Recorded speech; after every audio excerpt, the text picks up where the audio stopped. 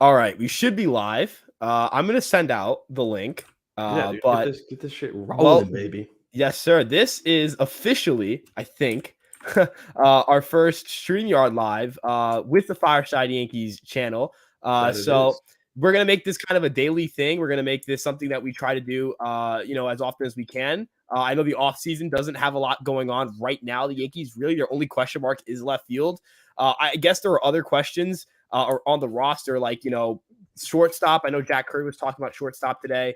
I know they mentioned Brian Reynolds is someone that most likely going to have isn't going to have a lot. I don't think the Yankees are gonna get him, right? I think No, Jack Curry mentioned that that's gone, dude. They yeah, want four top prospects for him. yeah, Like, in man, what world no would we give shot. you Josso, Peraza, and Volpe?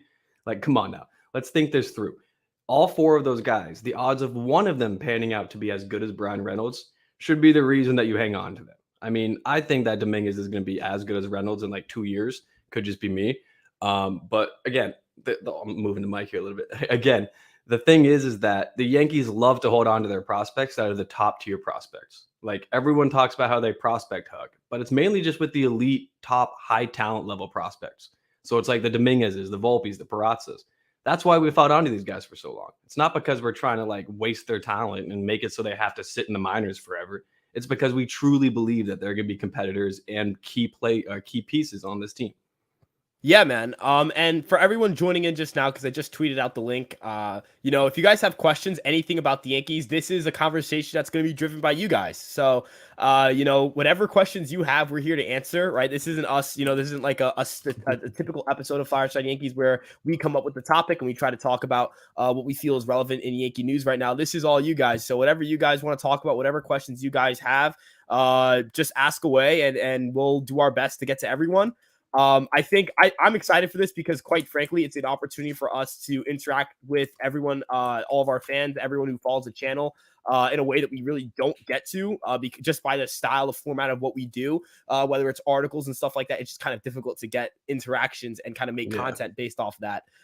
So if you guys want to pop in and ask questions, go ahead. Feel free to ask whatever you want. So yeah, we got our first questions from James Veer. I hope I'm pronouncing that right. James, if you'd like to correct us, make sure don't worry about correcting us. I'm okay with being wrong.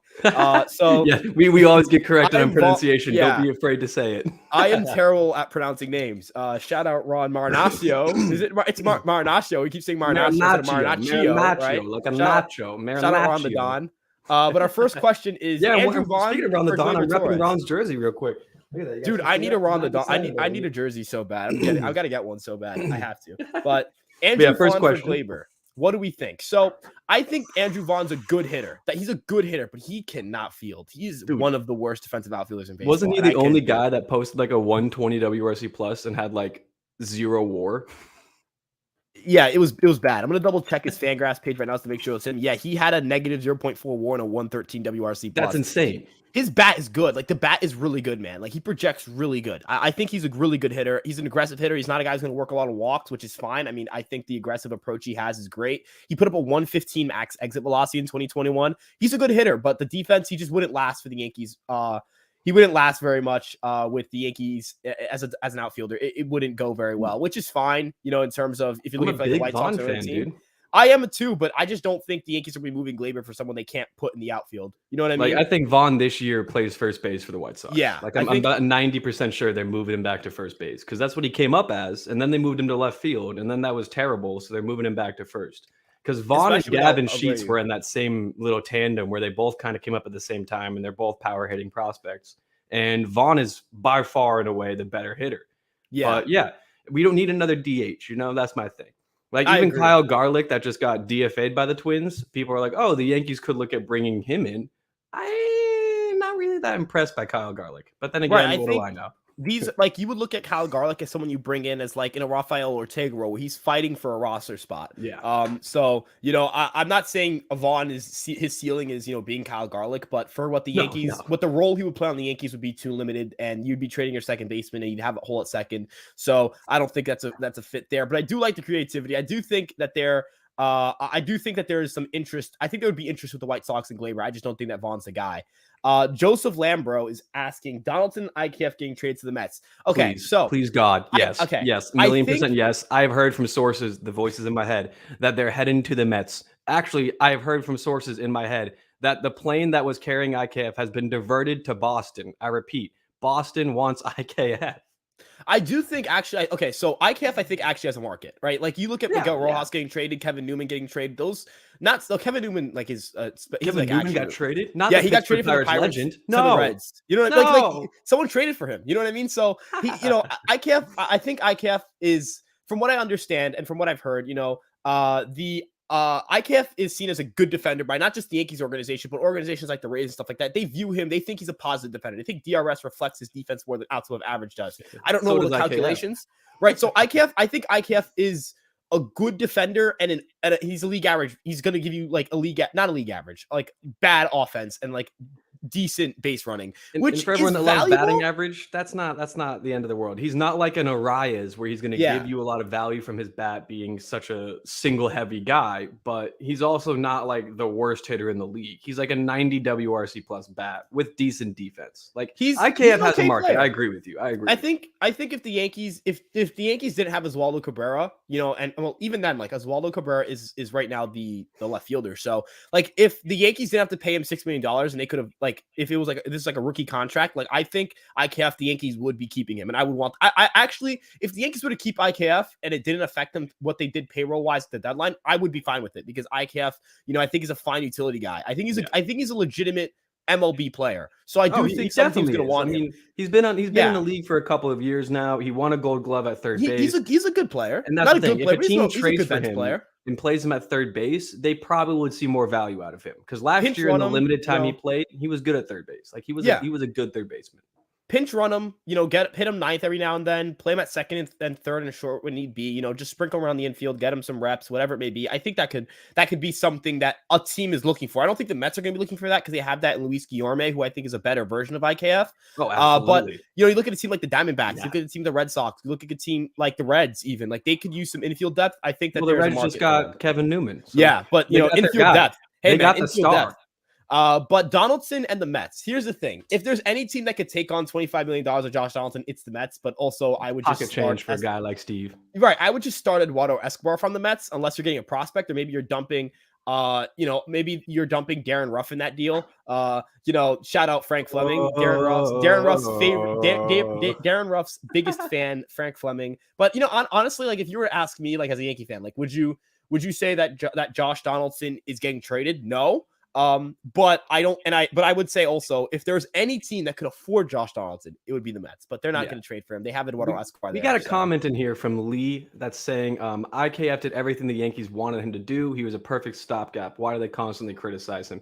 The reason we criticize him so heavily is because of the way the organization treats IKF. IKF has had what we call an unlimited leash with the front office and the coaches. He does no wrong in the eyes of Aaron Boone. Similar to how Josh Donaldson performed so poorly in the postseason, and Boone was like, well, he put together some good at-bats, even though he didn't. He was walking, even though he barely was.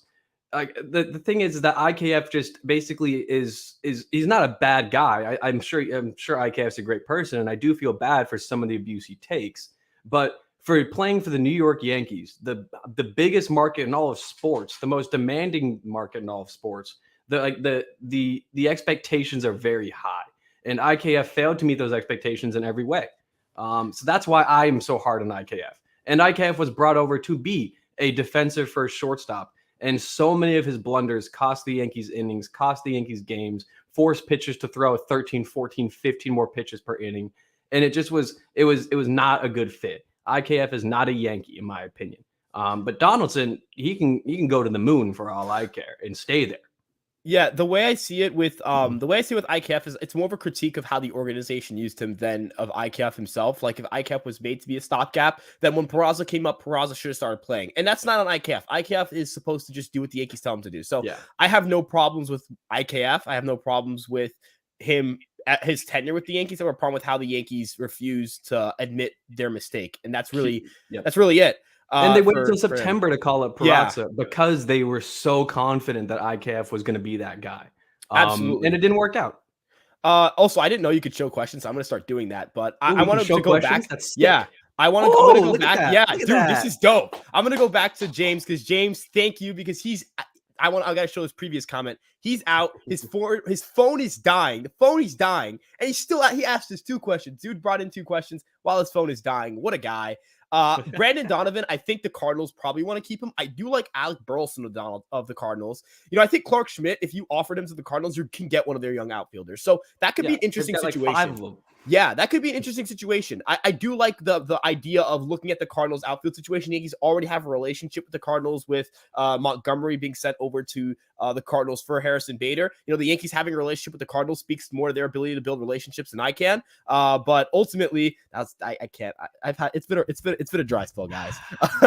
But ultimately, I like the mindset here. I like looking at the Cardinals for outfield help. And then dude, if we trade with them again, that'd be awesome. You know how fun that'd be back to back. Like in 6 months, we're like, here, we'll take 2 of you guys as outfielders. And here's 2 of our pitchers. Yeah. Like Lauren just asked a great question. Follow me right up if you want to get that bad boy on the screen. What about Tyler O'Neill for Everson Pereira, Luis Heel, and maybe Aaron Hicks? Lauren, great question. I'm a huge Tyler O'Neill fan. I have a Tyler O'Neill signed jersey, believe it or not. And I think that if he's on the market, yeah, ask about him, see what they want.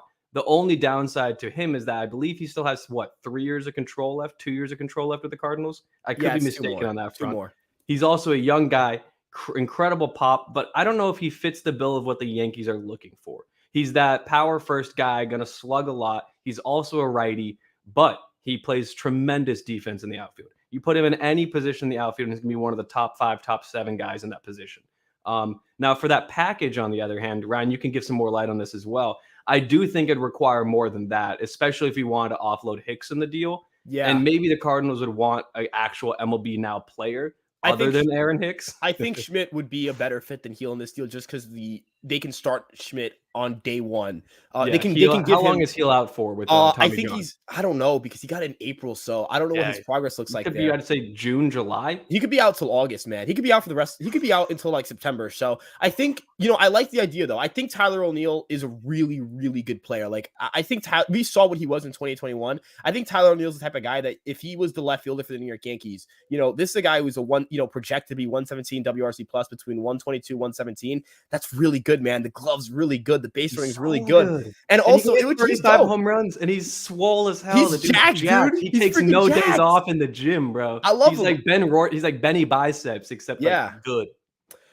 Dude, I like the idea. And this is one of those things where I think the Yankees are ending up with an outfielder from the Cardinals. I think that's something that pretty soon next year it'll be Nootbaar, Bader, and O'Neill in the Yankees. Dude, I mean, Nootbaar, I think Nootbaar never gets traded. I think that's their next star player. The Japanese beast. He's a stud. He's really good. I know a lot of Yankee fans let's trade for Nootbaar. He's not getting traded. He's too good to get traded. O'Neill, I think, is bordering too good to get traded, but I could see it, right? And I know Lauren followed up here a little bit with talking about guys with electric stuff.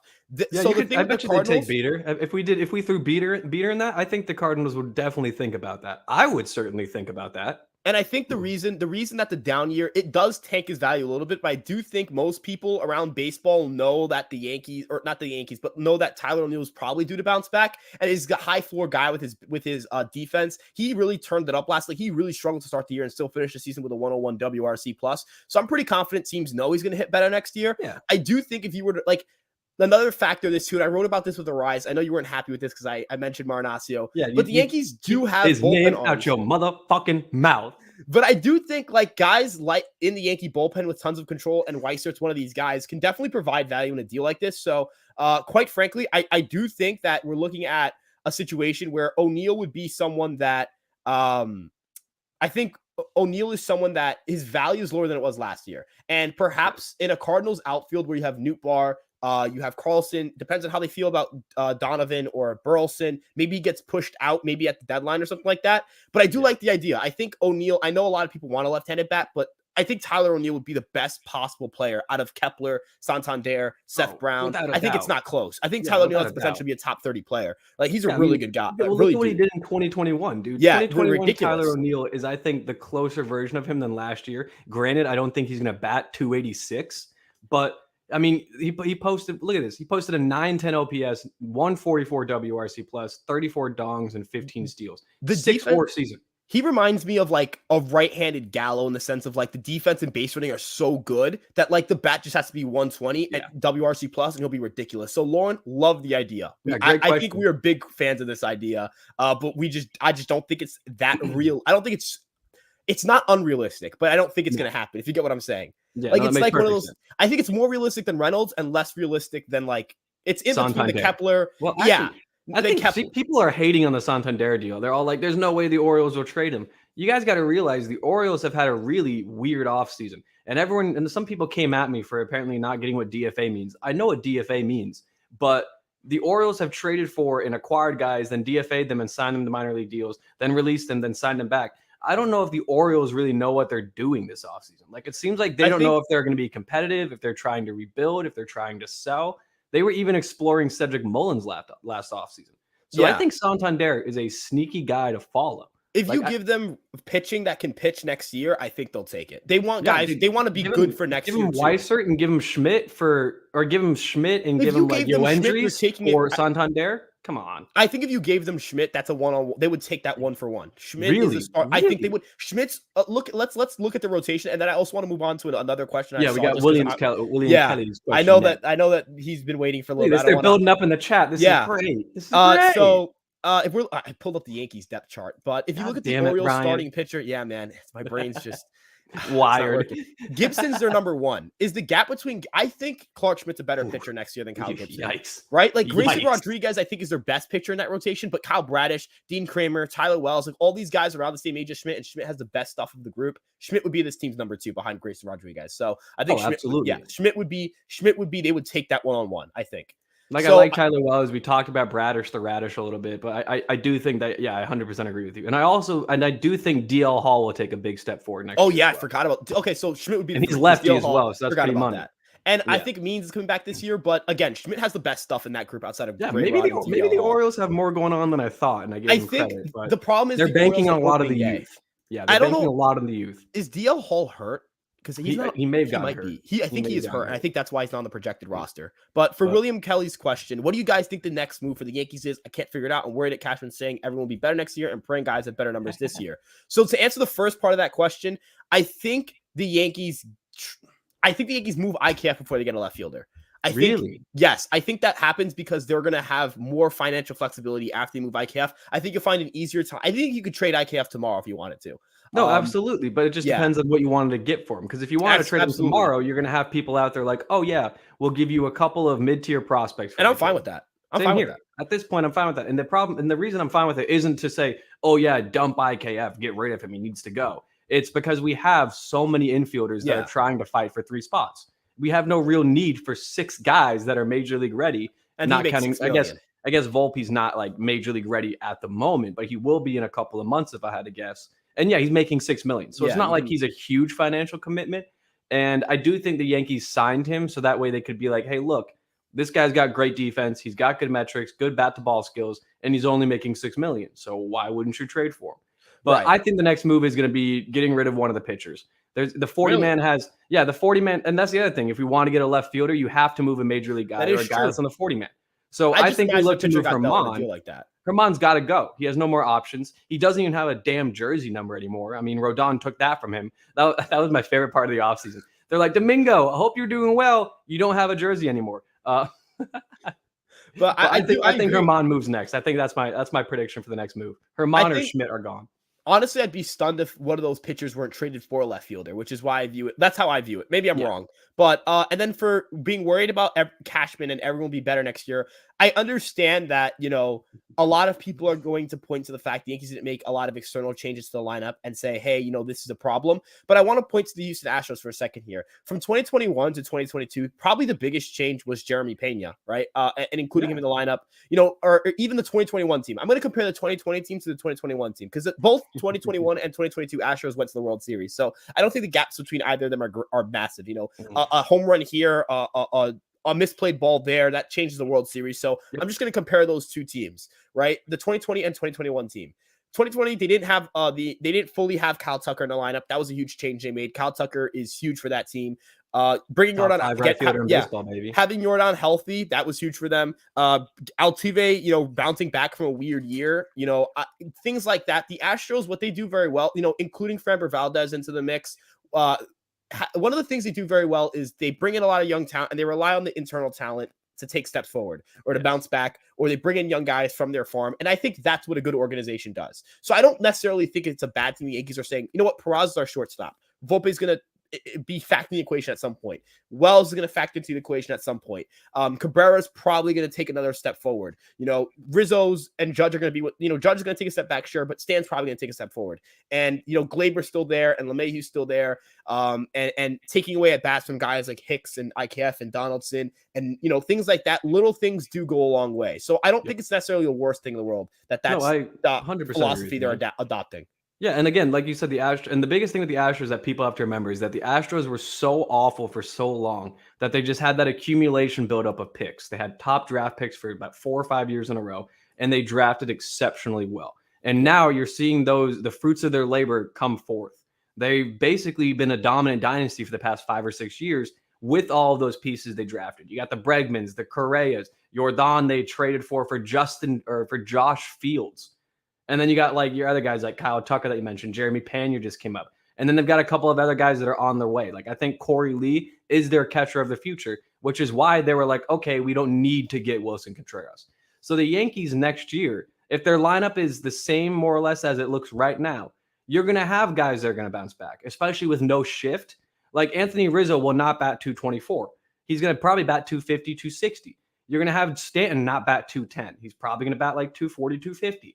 You're not going to, and I'm just using batting average as like that quick baseline go-to stat. It boosts OBP too. It boosts OBP. Stanton had a sub 300 OBP for the first time in his career. Look at his bat. And you really want to, it was the worst it's ever been. It's like 100 points lower than it's ever been. Yeah, he hits the ball too hard to have a low bat. So I think the Yankees, again, I don't think they're going to roll 100% with the lineup they have right now. I do think we see some more moves, especially since they, we have to see a left fielder at this point. And it's just because the way their roster is constructed right now, there's no way you can roll into the season having 6 guys that play second, third, and short. It's just not built. It's not a recipe for success. So I think, and then like I said, Herman doesn't have minor league options. Schmidt wants to be a starter. Well, yeah, okay. I know you love Albert Abreu, but I mean, they have to make a decision on. They have to make a decision on these guys. Is the point? They have to. Like decisions have to be made still. So there's moves that are going to happen. It can't be done. We're not done. Yeah, but great question, William. Thank you so much. And we're going to move on to this question about Arraez. So I wrote an article about him. I think he ends up Miami. I think too much is pointing to them. Pablo Lopez for Arraez seems like the logical fit here, but I do think that that's one of those situations where if the Yankees could find a way to match their price, if the Yankees could figure out a way, it depends on what it is. Obviously, I'm not trading like Nestor for Arraez. I get why they wouldn't do that. That's a stable starter. You have 2 free agents at the end of the season in your rotation. You don't want to trade one of your 3 controllable guys and then have 3 guys gone from this rotation by the start of 2024. But Arraez would be a great fit for this team. I think he can play left field well enough at Yankee Stadium. He could be a great top of lineup guy. But I think you agree with me here. I just don't think it's happening right now, and it's unfortunate because. It's just a matter of if the Yankees had like Ken Waldichuk, I think that deal gets done.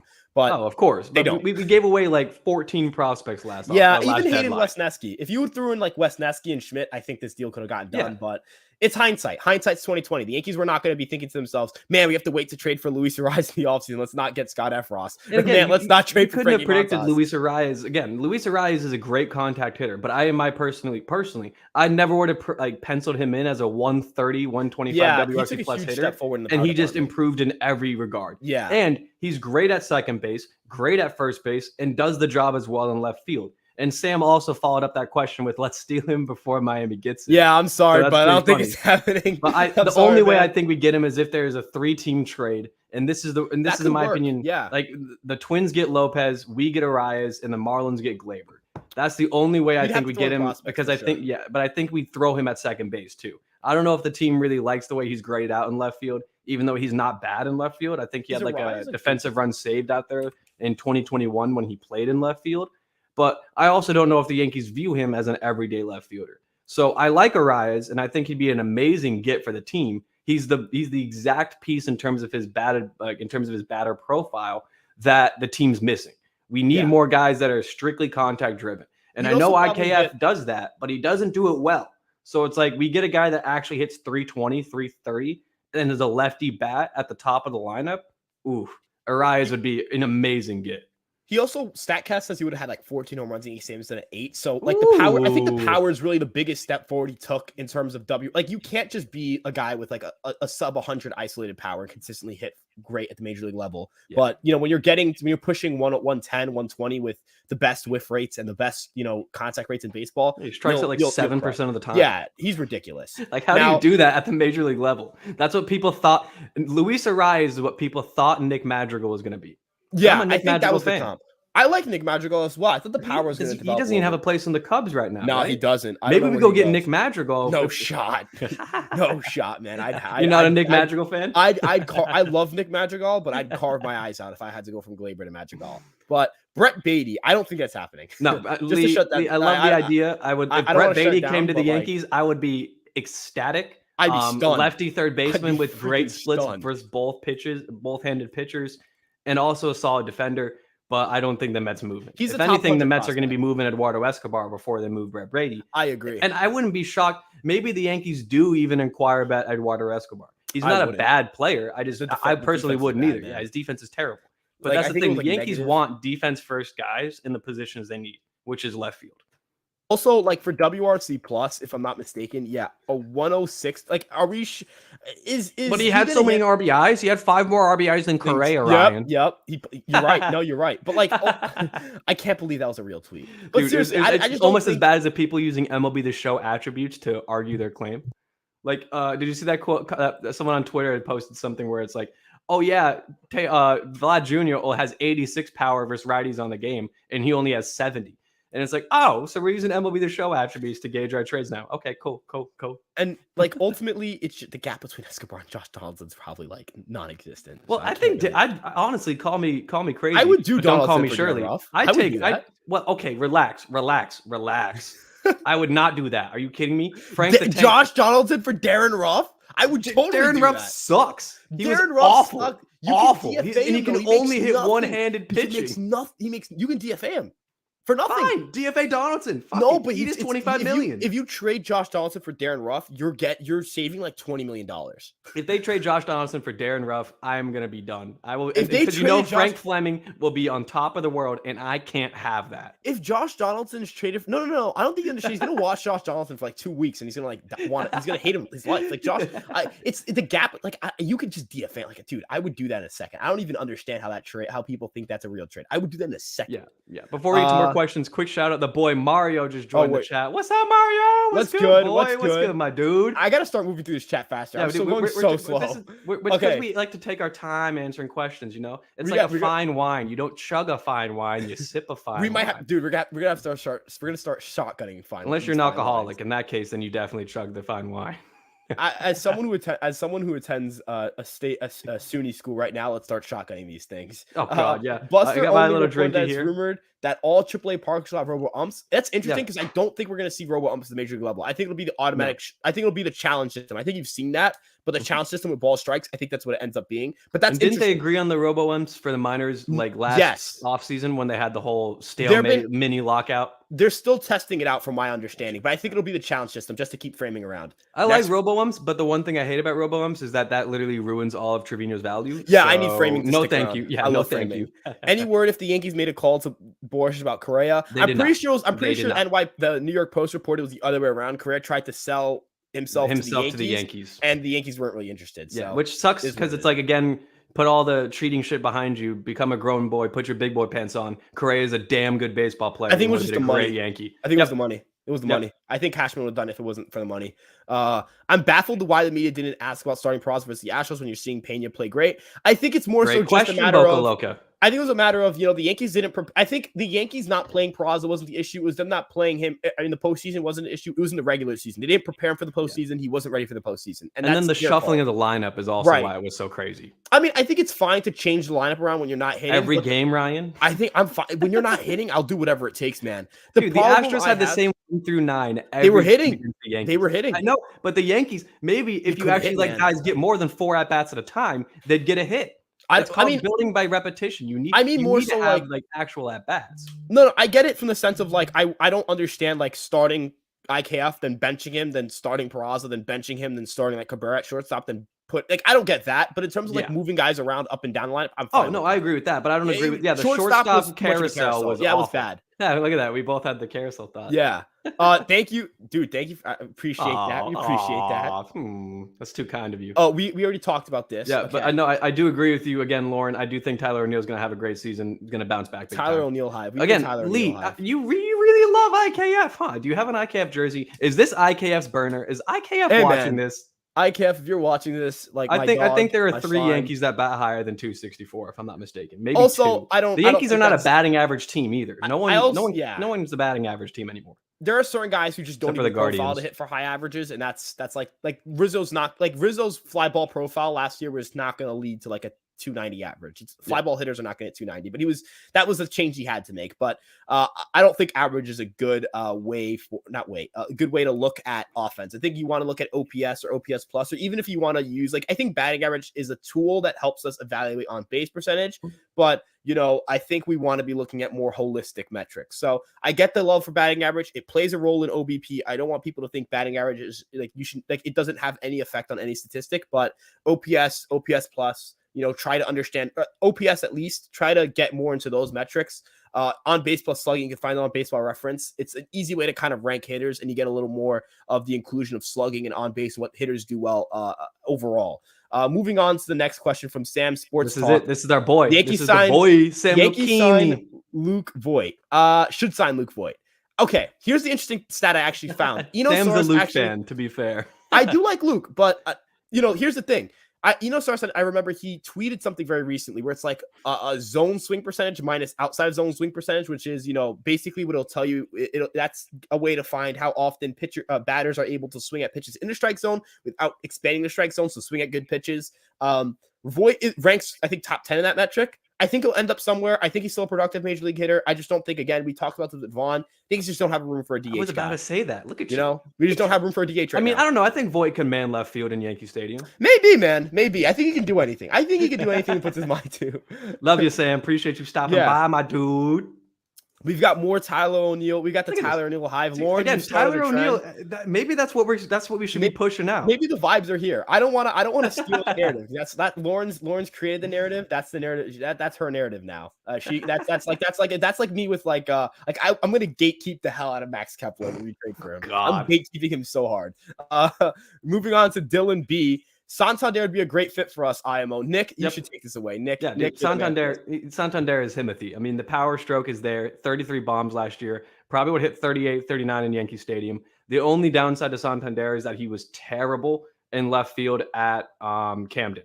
With that being said, left field in Camden is one of the worst things to ever happen to baseball. So I get why he was bad there. He was much better in right field. But I think Santander would be a phenomenal get for this team. He's a 2.5, 3-WAR bat, 130, 125 WRC plus, 800 OPS guy. He's basically a little bit less offensively than Brian Reynolds, and it cost you a hell of a lot less to get Santander than Brian Reynolds, especially seeing that the Pirates wanted those 4 stud prospects or 3 of the top 4 prospects. So Dylan, I am all aboard the Santander train. I did a nice little article on him a little while ago. I think he'd be fantastic. And again, before Yankees Earl joins the chat and shits on us, shout out Bobby Malone for coming up with the Santander to New York idea. Great idea. Great minds think alike, Bobby. What can I say? And also one thing about Santander, 42 home runs, according to StatCast, at expected home runs by park at Yankee Stadium versus a 33 he hit. We need this. We need this. Could you imagine having Judge hit 40 home runs, Santander hit 35, Stan hit 30 something, Rizzo hit 30. I've always just okay, this sounds simplistic, but I just want the Yankees to freaking mash, man. I just want to put the ball in the seats, dude. I'm sorry. I watch a baseball game, dude. I hope the Yankees take the long ball, Ryan. Yeah, dude. Exactly, dude. Now I wouldn't really understand it because I didn't hit any home runs in high school, and of course, neither did I. It's okay. Yeah, it's okay. There's a reason why single right now. I was basically Pete Crow Armstrong out there, bro. Pete, shout out my dog PCA. He's the next Brett Gardner. He's the next Brett Gardner, man. He is. But moving on to, I would be fine with Torres and Marinaccio. Shut your mouth, Sam. Shut your mouth. We love you, Sam. Don't worry. I do think Marinaccio, the Twins. It's one of those things where if you gave them Schmidt, Marinaccio, and then a position player, they could be intrigued, but I think Lopez is just too much of like, if they can get Lopez for Arraez, I just think that's the route they're going to take. That's you know the best. That's the best deal they'll get for him. Yeah, and that gives you a reliable starter, and that's what they're looking for. Yeah, but again, 3-team trade. They could still get Lopez, and we could still get Arraez. Maybe the Marlins like our prospects more. I know they love Gleyber and Peraza. I wouldn't say you give them both, but I'm saying if you want to offer one of those two guys, I wouldn't be shocked. Yeah, for sure. And, I agree with this follow-up, though. I think it ends up being Kepler, right? And again, I know you guys are talking about Kepler. My favorite German baseball player. I know you guys want to make you think to yourselves like, hey, maybe you guys can tell yourselves that like, hey, maybe we can join the Kepler Hive. No, this isn't like the Tyler O'Neill thing where like we can make it a thing. No, I'm gatekeeping this. This is my thing. Anyone else who claims to like Max Kepler is wrong. They're all incorrect. I'm the only person allowed to. I'm joking, by the way. I want to clarify. No one else except Ryan is allowed to like Max Kepler. I'm only going to gatekeep it from people who don't like Max Kepler. So like, let's say if you were like giving me crap for saying Max Kepler is going to be good, and then by July he's like a Yankee, he's playing well, you're not allowed to like him. You're not allowed to like him. No, I'm joking. Allowed. I'm joking. None of that. New information should change opinions. That's yes. I believe in that. So and Kepler is a great defensive player, one of the best in right field for the past couple of seasons. Yeah. Granted, the only reason he hit like 35 home runs a couple of years ago was because of the juice balls. That is true. But I still think he could hit 15, 20. Yeah. I think he can get to 20, 25, dude. Didn't he only hit 9 last year? Yeah. He was injured for the second half, which was kind of rough for him. He's a weird player. He's a weird player for sure. For sure, man. Give Gleyber a left fielder's glove. He's young and athletic. He might be great. Fuck it. Yeah, do it. Fuck it. Yeah, screw it. Who cares? I mean, we gave Oswaldo a left fielder's glove and he was a god. I don't think this is happening, but sure. No. I mean, at the end of the day, a lot of these middle infield prospects end up becoming outfielders anyways. So maybe Gleyber could be the best left fielder in baseball.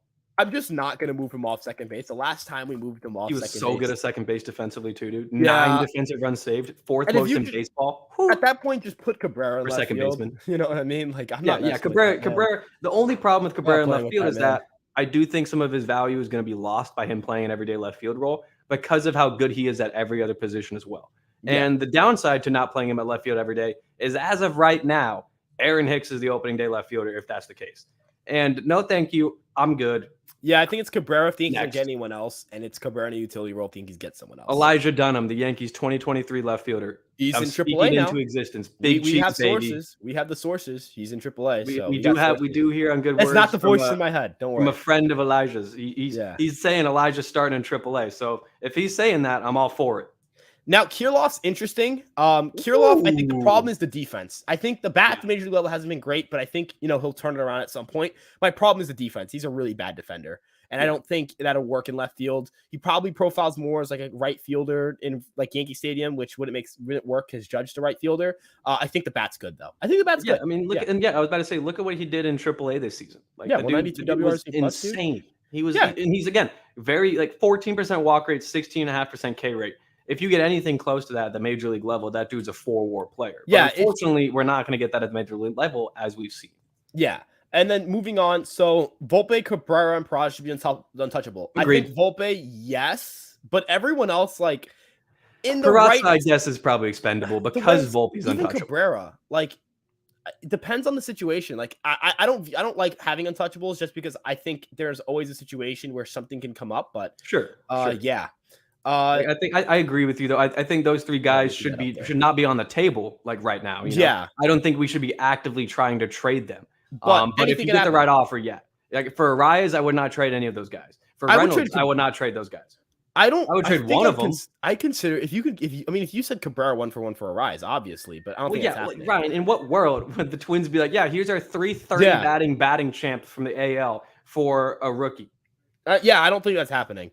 But moving on, we need another lefty in the top 6 of the lineup, IMO. But for the most part, I agree. Thank you for taking my questions, boys. Love what you all put out on Twitter and the blog. William, thanks, William. Love you, man. I 100% agree about the lefty in the top 6 of the lineup. You'd like to have another left-handed bat up there just to split up, what you have after. But you can split up Stanton and Gleyber, which would be nice, and have a lefty in there or have a lefty. Why I wanted Conforto, dude.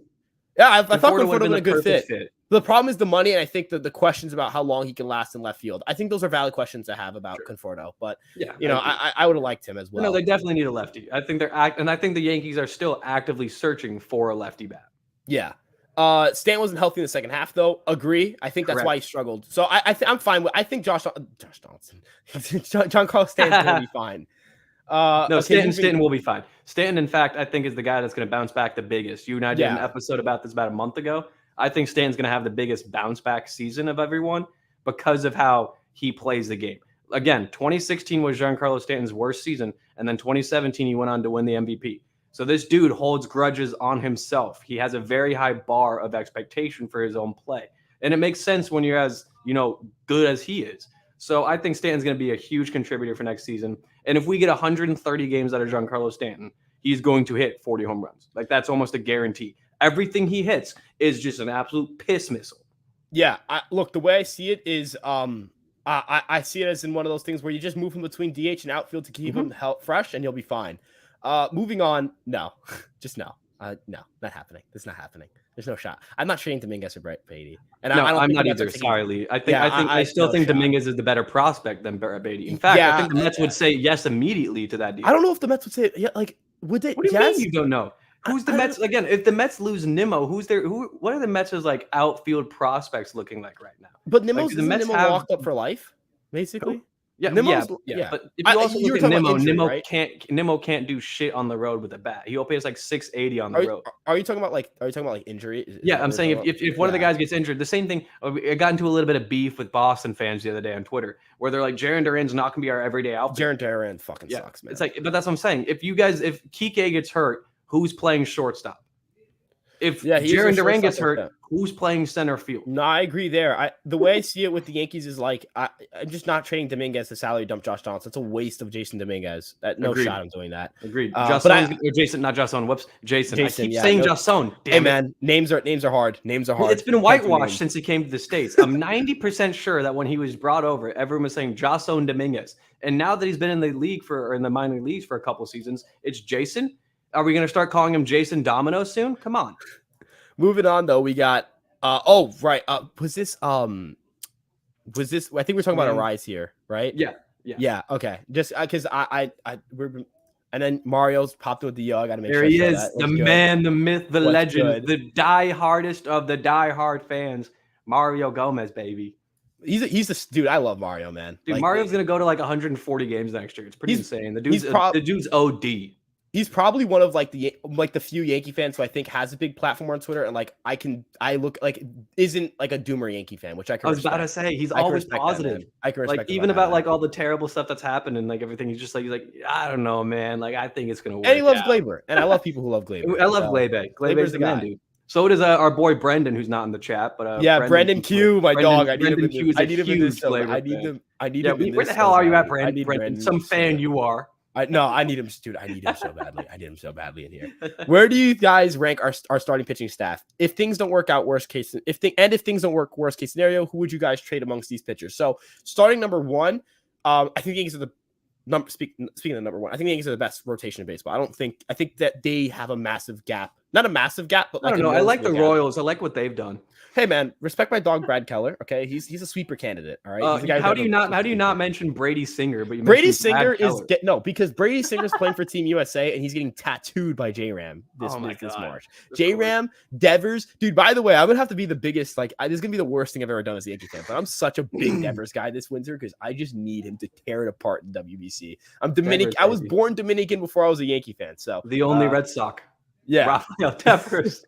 But no, in all seriousness, though, I think the Yankees are the best rotation in baseball. And if things don't work out, I think the obvious guy to trade is Montas just because he has the least amount of time with the organization. Yeah. So it would probably be Montas. If Severino struggles next year, I'm re-signing him still. You know what I mean? If Montas struggles, you could probably get him for a discount. Right. If Montas struggles next year, it's 1.5 years of struggling with the Yankees. You just got to be and he has shoulder issues too. So you're a little concerned about what is it? Shoulder issues? Can he end up in New York? You're a little concerned about that stuff. If Nestor struggles, he's still here for 3 more years. You're not trading him.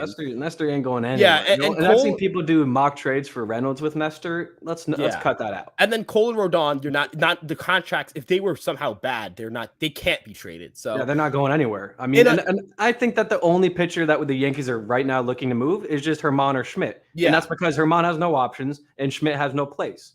I think Schmidt could be a reliever, but you could get even more. Then we have 8 relievers. Value. You can trade him as a reliever. You can trade him as a start. You can market him as a starter and trade him and get something back from him. Agreed. So ultimately, the way I see it is it's one of those things where it's like, it's kind of sick. It's kind of gross to say this. I hate saying this, but Uh-oh. if you wanted any of these 5 guys to struggle, it's the 2 guys on expiring contracts. If any of these 5 guys were to struggle for the outlook of this team, you're okay with Montas struggling. You can you can live with it. If Cole and Rodon aren't what they're supposed, especially, one of them has an injury or something like that, that's like crippling your franchise type stuff. If Cole gets injured, that would cripple the franchise. Oh, absolutely. If Cole gets injured, we're gonna be. It's not. Yeah, We're not gonna be screwed, but we're gonna struggle. Because then we're gonna have to see like Davey Garcia or Yoendrys. It's not even just that. It's not that the Yankees don't have a 6th starter. It's just that you have so much money committed there. You need to get the value out of it. And he's the ace of the rotation, right? And all the stuff he does in the clubhouse as well is huge. Lee, 100% agreed. We need contact hitters. We definitely need contact hitters. I'm going to push back and say the Yankees need guys who can hit. I think the Yankees they need guys that can hit. Good take. Not just that. I think the Yankees need guys who can hit like home runs. I think the Yankees need home runs. I think every team needs home runs. Every team needs to hit an absurd amount. Do you have Boone on your pager with the analytics department? How do I put this? I would rather the Yankees have Anthony Santander than the Yankees have like a contact hitter, even though Santander doesn't have great plate discipline because he hits so many home runs. Like, yes, you need this. Like, Rizzo completely abandoned hitting for average for hitting for home runs. Strikeout rates matter. Strikeout rates are definitely like, it's an important tool. It's an important metric. It's notable, but this team needs to make sure they're able to hit for power. You can't Cleveland Guardian your way to the World Series. You can Cleveland Guardian your way to annoying the Yankees to a game 5. But when the Yankees were playing not great baseball, the Yankees still figured out a way to beat the Guardians, even though the Guardians are playing their best baseball. Speaking of the Guardians, the one guy that remains a pipe dream that will ever get traded is Oscar Gonzalez. If we can somehow pry Oscar Gonzalez from the Guardians, I will be all over that. No shot. Like a mouse to cheese. That dude is a beast. He's got like 5 years of control, 25. That's why the Guardians will never look to move him. But I'm just throwing it out there. I'm just trying to manifest it. Toss it into the universe. Oscar Gonzalez, you are a New York Yankee. Yeah, man. I don't view that happening. I love him. He's Dominican. Thank you, Ryan. I love the guy. You for crushing my dreams. Hey, man, I love him because he's Dominican. I love the guy. I love what you're thinking. He's a beast. Young, cost-controlled talent. You don't get the Guardians the Guardians are going to have one of the best outfields in baseball for years to come. Like, I mean, he just needs a center fielder. Well, they have what's his name coming up? Valoria, Maybris Valoria, right? I'm not in tune with their form, so that's why I'm a little. I could be butchering that pronunciation. I mean, but they have some guys that they can move out there, and Kwan is one of the best like overall profiled left fielders in baseball. Love Stephen Kwan, but they have Miles Straw. So put some respect on Miles Straw name in center field, Ryan. Not doing that. Absolutely not. The guy that hates the Yankees fan base and says they're the worst fans in the sport. You know what, Miles? You're right. We fucking hate you. Miles, if you're listening to this, I hope you are listening to this, Miles. If you are listening to this, I do want you to know Miles is doing his homework this offseason. I don't hate you, but I don't like you either. So I don't like you. I have respect for you as a Major League Baseball Miles player. Straw is just the douchey version of Brett Phillips. So I don't know why we're giving him any time of day. No. That's what I'm saying. He's a douchey version of Brett Phillips. Brett Phillips is not a good baseball player. Brett Phillips is a good two-way player. You know, he's a guy. Okay. The second best in baseball. We support. Oh, George Valera. Thank you, Lauren. George Valera. I was thinking of Maybris Valoria, the catcher that didn't pan out a while ago. It's George Valera. That's their outfielder who's going to be a beast in the future. He's their number 2 prospect, I think, behind Arraez. Yeah. If there was a way for me to pin comments, I would pin this. I want this pin. I want this. Tyler O'Neill to New York, baby. Soon. Yes, we need it. What do you guys think of McCutchen for a 1-year deal? I think he's a Met.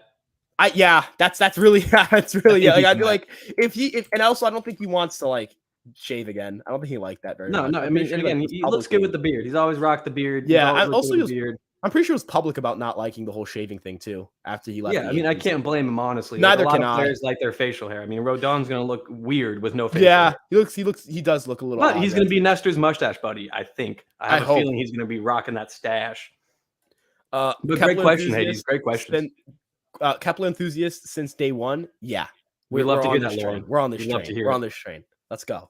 But Lee, again with the IKF propaganda. This is 1,000,000% IKF. This is 100% IKF's burner. No doubt in my mind. The Yankees won 100% out of the Yankees had a one season with IKF. 100% of those seasons resulted in the Yankees winning the American League East. It's a higher percentage than when Derek Jeter was in the New York Yankees. IKF is the same year. Moving on, Kirilloff does have a solid arm. Yes, but I think the problem is just more so range. So that's really it. And left field for the Yankee Stadium is all about range. Yeah. We're gonna have Hicks in left field, aren't we? Cabrera starting. Sadly, If Hicks, yes. if the Yankees don't have an external, if the Yankees don't bring someone in externally, it'll be Cabrera. I'll put my money on that. It'll be Hicks and Cabrera, Ryan. You know Hicks is going to get his 400 at bats. I You will- know he's going to get them. I want to clarify. I really do not like fish. I will eat fish on stream if we have Aaron Hicks. You hear that, everyone? Assuming Ryan's Cabrera, going balls now, to the wall. Time out. Cabrera. Now here are my opt outs. Cabrera gets hurt. Obviously Hicks would start on opening day. Or God, don't say that. That's really it. Like if Cabrera were to get injured and the Yankees couldn't get anyone externally, once Cashman gets footage of Aaron Hicks hitting 400-yard drives at the driving range, he's gonna be like, the power's back, the wrist looks good. He's a 30-30 candidate. I don't think the Yankees like Hicks at all. Thank God. I hope they don't. Jason Villas, second baseman. Thoughts of Whit Merrifield? Led league in hits. That's probably what he meant. Mm-hmm. Good outside of KC ballpark and can play the outfield. I don't think the Jays are moving him. They just got him. I also don't really like Whit Merrifield. Whit has also kind of fallen off since those back-to-back seasons where he led the league in hits.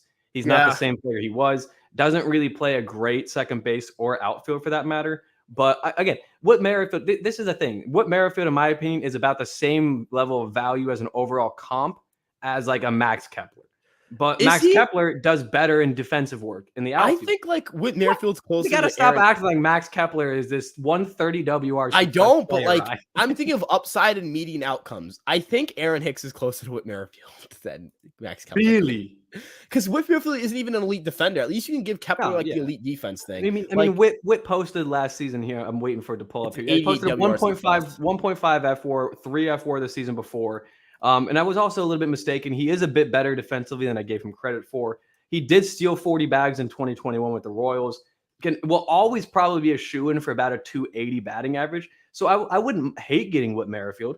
I just don't see why the Jays would move on from him less than a year after acquiring him. I'm a little concerned just because he's entering his age 34 season. I don't think the BABIP's going to keep the BABIP's steadily decreasing. I don't think that's going to continue to age well for him. And he's not going to be able to run the bases as well as he gets older as well. So his main value is his speed. Yeah. I think Whit's like one of those guys where like he's a nice career guy. We're gonna remember him like 10 years. Like, oh yeah, Whit Merrifield's a pretty solid major leaguer. He's a great baseball player. Yeah, but I don't think this is the right fit for the Yankees, especially since I think the gap between Hicks and Merrifield and left field would be like marginal. So all right. Let's go ahead and stop with the blasphemy. I'm being serious. Like I just don't think Whit Merrifield's gonna hit like the gap. Like Whit Merrifield had a lower WRC plus than Hicks did last year. And Hicks was a better defender in left field. So that's just the way I see it. And I don't think Hicks is slowing down I think Merrifield's going to slow down before Hicks will just because he's a little bit older. So I agree with you there. Stan hit 63 for 2023. Ooh! I mean, no, I don't think it's happening. IKF, I knew you were fans of Stanton on that team. I knew IKF and Stanton had a nice little bond. And now Lee's confirming it. But no, Stanton is absolutely going to hit a shitload of home runs in 2023. I think next year 63 would be just hilarious. If he saw Judge hit 62 and was like, fuck that, hold my beer, and goes out there and hits 63. But Stanton would have to play 150 games for that to happen. And as much as I love Michael, I don't know that he's going to hit enough home run or play enough games to be able to hit that many home runs. That's the only reason. But when he gets hot, he could hit 20 home runs a month. Yeah, I mean, the way I see it is also just like the Yankees aren't going to push him to play 160-something games to try to get. Well, they should. Make him play all 162 if he's playing a baseball game. God. But ultimately, I think we can both agree that the Yankees are going to be considered. They want him to stay healthy for October more than they want him to chase a record. Absolutely. Mario, love you too, man. Love you, man. We love you a lot. Mario, can't wait to get you on the pod soon, my dude. And what else we got? Yep, Stanton. He was putting up insane home run totals. He's got to stay healthy. I agree. Propaganda, dude. This is Stanton. Great. People like to shit on G, but he's for whatever reason. And the thing is that Giancarlo is the last person that anyone would ever say something bad to his face. But yeah, pre-All-Star break, Stanton was him. And then second half, he had that foot injury where I think, he fouled the ball off of his foot and it just really messed up with his swinging abilities for the next month. Yeah. I think it was a hamstring it was Achilles. It was his Achilles. Yeah. Because I remember I wrote an article on Stanton in December saying Stanton's Achilles heel was his Achilles. Yeah? That was pretty good. So yeah, I'm a big Stan guy. I think everyone's a big Stan. I hope everyone's a big Stan guy for next year. He's still really good. He's awesome. I mean, he's a great dude too. He's also the perfect Yankee. Like he embodies whenever you ask Stan questions in terms of press conferences, post-game speeches, talking about his teammates and everything. He never deflects. He always takes blame. He always hypes up his teammates. And again, watching him present Judge with the MVP award was one of the coolest moments that I've seen in baseball. Absolutely. Brett Beatty's is the Mets' second best prospect. I think that's the best way to put it. Third baseman, left-handed. Yeah. He's the Mets' third baseman of the future. Yeah. He's gonna be a force for them for years to come. Does Herman great player, Jose? Great player. He's a good player. I like Brett Beatty for the future. He does not, but he's not a Yankee, by the way. He's not. He's a Met. Yeah. He's a Met. He did say something from the Mets. I want to clarify for everyone. Yeah. Does Herman even have a number? Rodon took his. No, he does not. Sam. He does not have a number. In fact, I'm pretty sure they gave him a jersey that is just like a child's like jersey where it's like, here, Herman. It's like one of the pink ones with the Yankees on it in the front, where it's like you can wear this for the time being. So I don't think Herman's gonna have a place on the team. So why give him a jersey number? I mean, that's just me.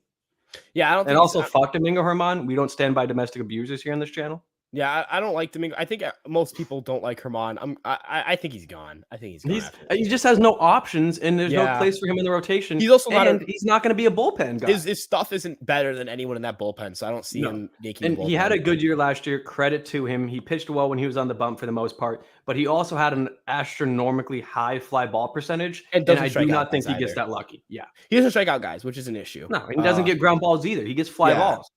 There's nothing that screams should be a productive pitcher next year. Yeah. Thoughts on Lourdes Gurriel Jr.? He hit 290 and 20 home runs in the past. The problem with him is just can he play left field? Like if he was an average defender, the Yankees would be getting all these comments about the left fielders that can't play defense but can hit their fucking weight in gold.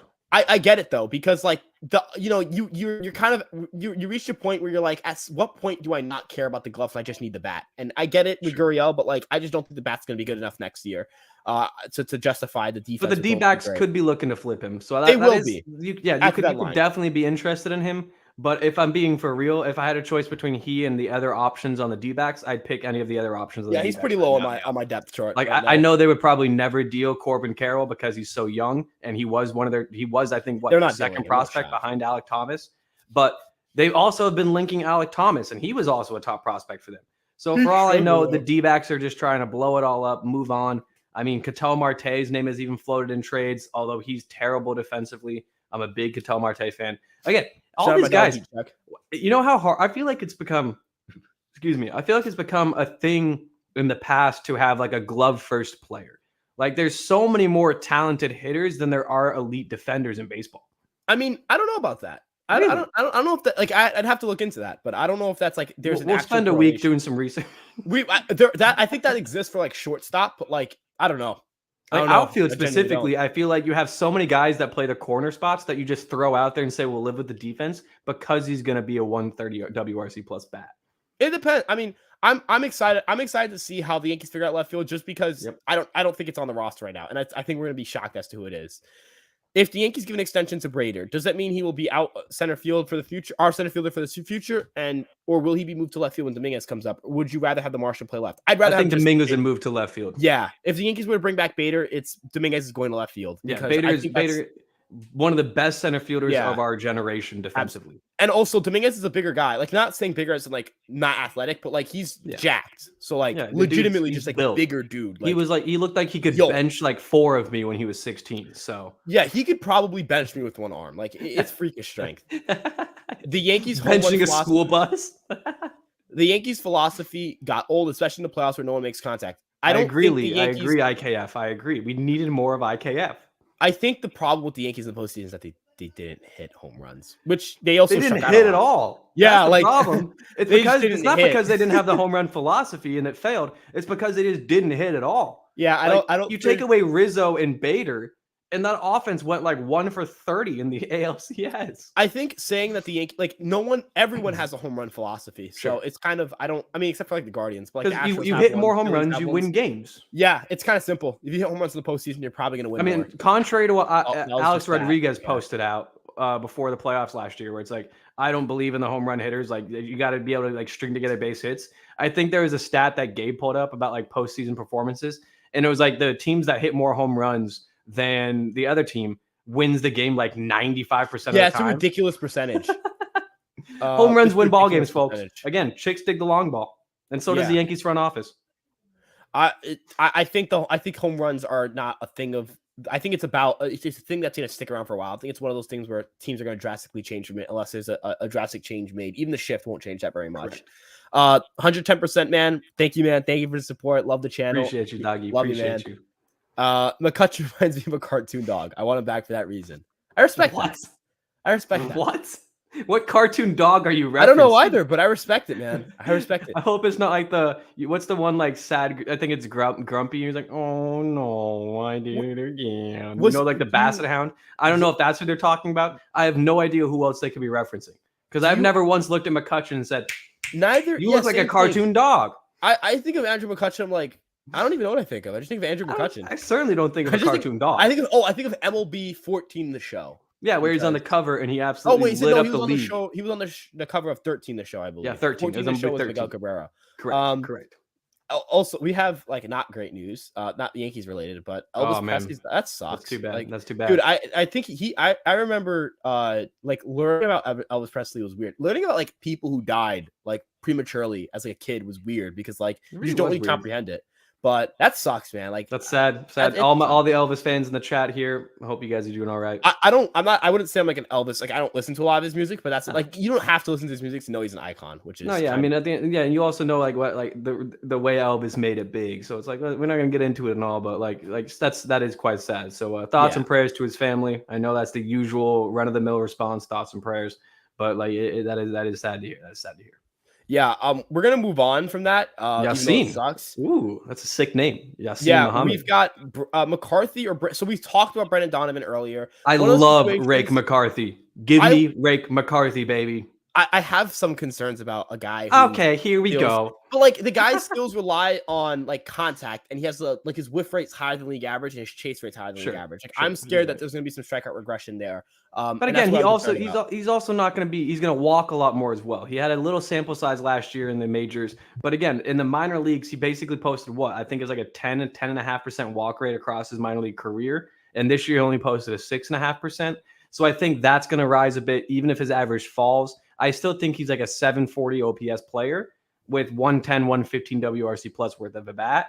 So I would not mind Rake McCarthy. In fact, I think that he, other than Corbin Carroll, would be my second choice from the Diamondbacks. I guess the concern I just have is just like he's just it's weird because I just don't think he's repeating the numbers he had last year, and I don't think he's gonna come. I think he's more of like a league average bat, and that's what concerns me here with McCarthy's profile, because when you're a high whiff, high chase guy without great power, you kind of like, what do you do well kind of thing. But maybe he's a unique player. Who knows? But I think I needed more of a sample before I buy into trading for him. But Brendan Donovan, I just don't think he's getting dealt. Kind of one of those situations. You're right.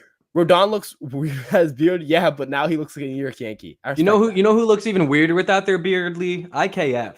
IKF needs a beard. That guy needs a beard. You know where you can grow a beard? Boston. Yeah, but I don't want to see him in Boston. I like him too much. I do. I want to see him in Boston, making errors against us on hard hit grounders by Stanton. That's the dream. And the Yankees have moved on to the ALCS following IKF's error. You think? Okay, time out. You think the Boston Red Sox are going to the fucking ALDS, man? Well, okay. No shot they're going to the ALDS. No Red shot. Sox fans would tell me they are. Dude, I think it's the Devers Enjoyer or HVT Red Sox stuff. Okay, two of the worst pages on Twitter. No, shout out my dog HVT. I love HVT, but Devers Enjoyer. Okay, Devers Enjoyer. I'm not going to talk about him because he doesn't deserve airtime. But no, I was just going to say he said that they're going to win 95 games next year, and I'm like, are you delusional? Stay off weed. I'm not. I don't want to. I'm not giving that guy any airtime. But HVT, that's my dog. That's my dog. That's my dog. Okay, that's my dog. Okay, HVT is my dog. So I'm not disrespecting my goat.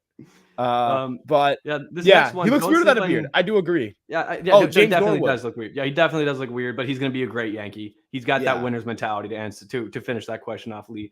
James Norwood. I'm gonna be honest with you, 110%. I'm not sleeping on James Norwood. I have completely passed out unconscious on James Norwood. The guy had an 8.3 ERA last year. Didn't do anything with the Padres. And then the year before that posted a 16. I know his FIP is a lot better, but I just, again, I don't see a place for him. How are we going to have 32 bullpen arms that have upside and they're all going to have a place on the team? Dude, he has a 108.7 stuff plus. And stuff plus, like, he legitimately has gross stuff. The thing is just, as you mentioned, I just don't think he finds roster time. I think he'll be good somewhere else. I think, you know what I mean? I don't love baseball reference, but he had a 50 ERA plus this last season, which is like 50 points below average. Like, really? Really? But at the same time, I could be wrong. Maybe James Norwood does have a place in this team. You love the guys that throw Yeah, gas, that's right. Ryan. You love your fireballers. I do. I love you. Just give me a bunch of guys on minor league deals who have great stuff, and one of them are going to pan out.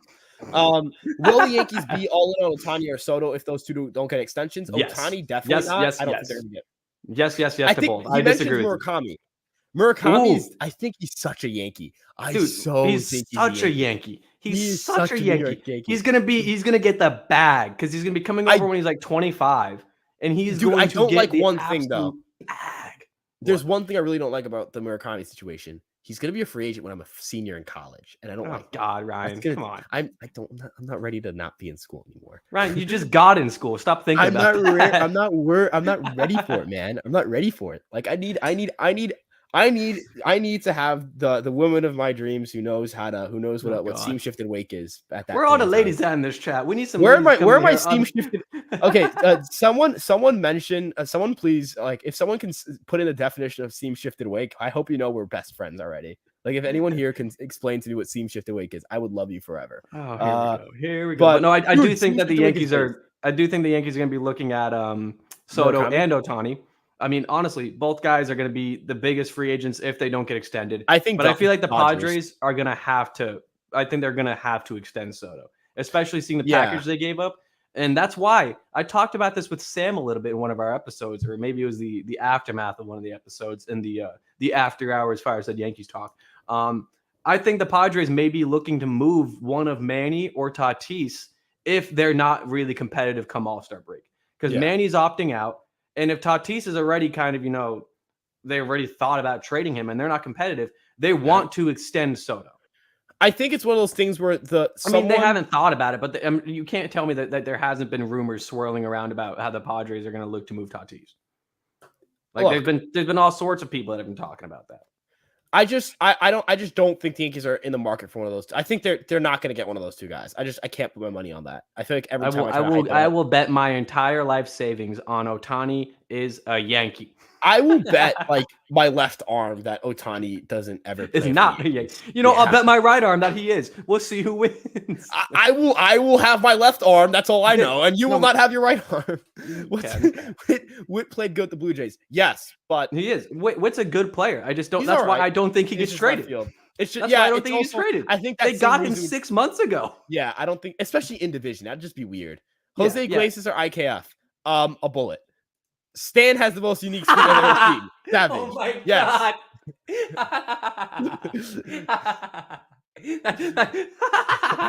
I gotta chill with that. Stanton has the most unique swing I've ever seen. Savage. He is savage. We love Giancarlo Stanton. I can't. I just love that. It's like you read it, answered it in the next question. Oh my god, a bullet.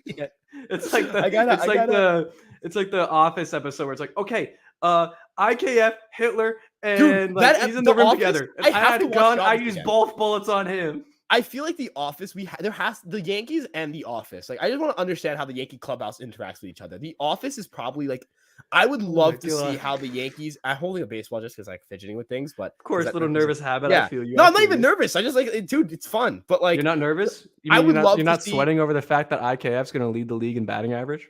No, man. I'm ready for it because it'll be as a Yankee. But Stan does have Stan's swing is probably the weirdest swing ever because it looks like he's not using his lower half. It looks like he's not using his lower half. It's all upper body. Yeah, it's crazy. But it is also crazy how it's evolved over the years. Like, if you watch Stanton hitting home runs in 2016 and 17, he's a lot more slouched. He kind of had that Albert Pujols vibe to it. And now it's literally just like straight up, opens the body entirely and just twists and torques with the hands. Ridiculous. And those massive ass biceps and triceps just send the ball 5 million feet. I cannot wait to watch Stanton. I need Yankees baseball, goddamn. I need it too, man. Thoughts on, I guess this is talking about Herman. Thoughts of his overall pitching ability. He doesn't get strikeouts. His command is take the DV out of it. Yeah, Domingo Herman is a bang average pitcher. Yeah, that's really it. And that Yankees really don't have room for that because even the bullpen, I don't think he's much better than average. I don't think the stuff translates very well. So that's why I just don't think he has much of a future or outlook on this team. Marcus, I wish I could just take the DV out of it, but unfortunately, that's something that lives with you forever, my dude. I do get the question though. Like, just talk strictly about, absolutely, sure. But I don't think Herman is much more than. I just don't. And again, like you said it best like a little while ago, where it's like he's not better than any of the guys that are currently in the rotation. So and he's not better than anyone in the bullpen. So nope, he's not. Interesting guys. Unless we Kerry trade Carpenter. Marinaccio to the Twins like you apparently want us to. But even then, wouldn't Abreu just slot in? Oh as the God, eighth don't guy? you start with I do this. think when Albert Abreu is a good I reliever, I'm need gonna it. be back. When he's good, I'm gonna be back. I'm gonna Dude, be if back. he's good, you're never gonna let me hear the end of it. So No, I'm, I won't. I'm willing to bet. I'm willing to bet the house that Albert Abreu is not a Yankee come June. I mean, I'm not sure. I'm not saying he's be Yankee. He could be good with the Angels, and I'll still be like, yeah, I'm he's fine good, with that. man. You know what? Do Kerry your damn thing with the Angels. He's gonna do his damn thing somewhere. Kerry Carpenter for me is an interesting guy. Okay, yes, I agree, but he projects more as a DH. Also agree there. I don't know if you're aware of who Kerry Carpenter is, but he was on the. I'm a big Kerry Carpenter fan. As I We need some Kerry Carpenter. We need some more Carpenters on the team. But I like Kerry Carpenter. Yeah, that's not bad. Kerry I just Carpenter don't also think- had a really small sample size. the reason I don't think it's realistic is because the Tigers have like one of the worst offenses in the modern era last year, and they probably would like to keep one of their only good bats. So But that's I really do it. think I would say I think Meadows is more realistic than Carpenter. Yeah, I like Meadows, but I guess there are legitimate questions about whether he's going to get traded after the mental health issues, whether they want to keep him around for a little bit and just kind of have him with the organization in a stable situation. So I don't think Detroit maybe is the team we're getting our left fielder from. But I could be wrong. I'd hope to be wrong because I would like Carpenter or Meadows. So I hope to be wrong. I just want an outfielder. Only thing Bader did wrong was run into Judge in the postseason. Yep. Yeah, and I think Judge himself even said that was more on him. yeah, but we think Bader's So who good, ran into so. who, Boko Loca? That's a good question. But I think they're both. I think we're big Bader guys. So I think Bader's the man. can- And again, people yeah. like to shit on the fact that Bader's offense has been inconsistent throughout his career, which it has.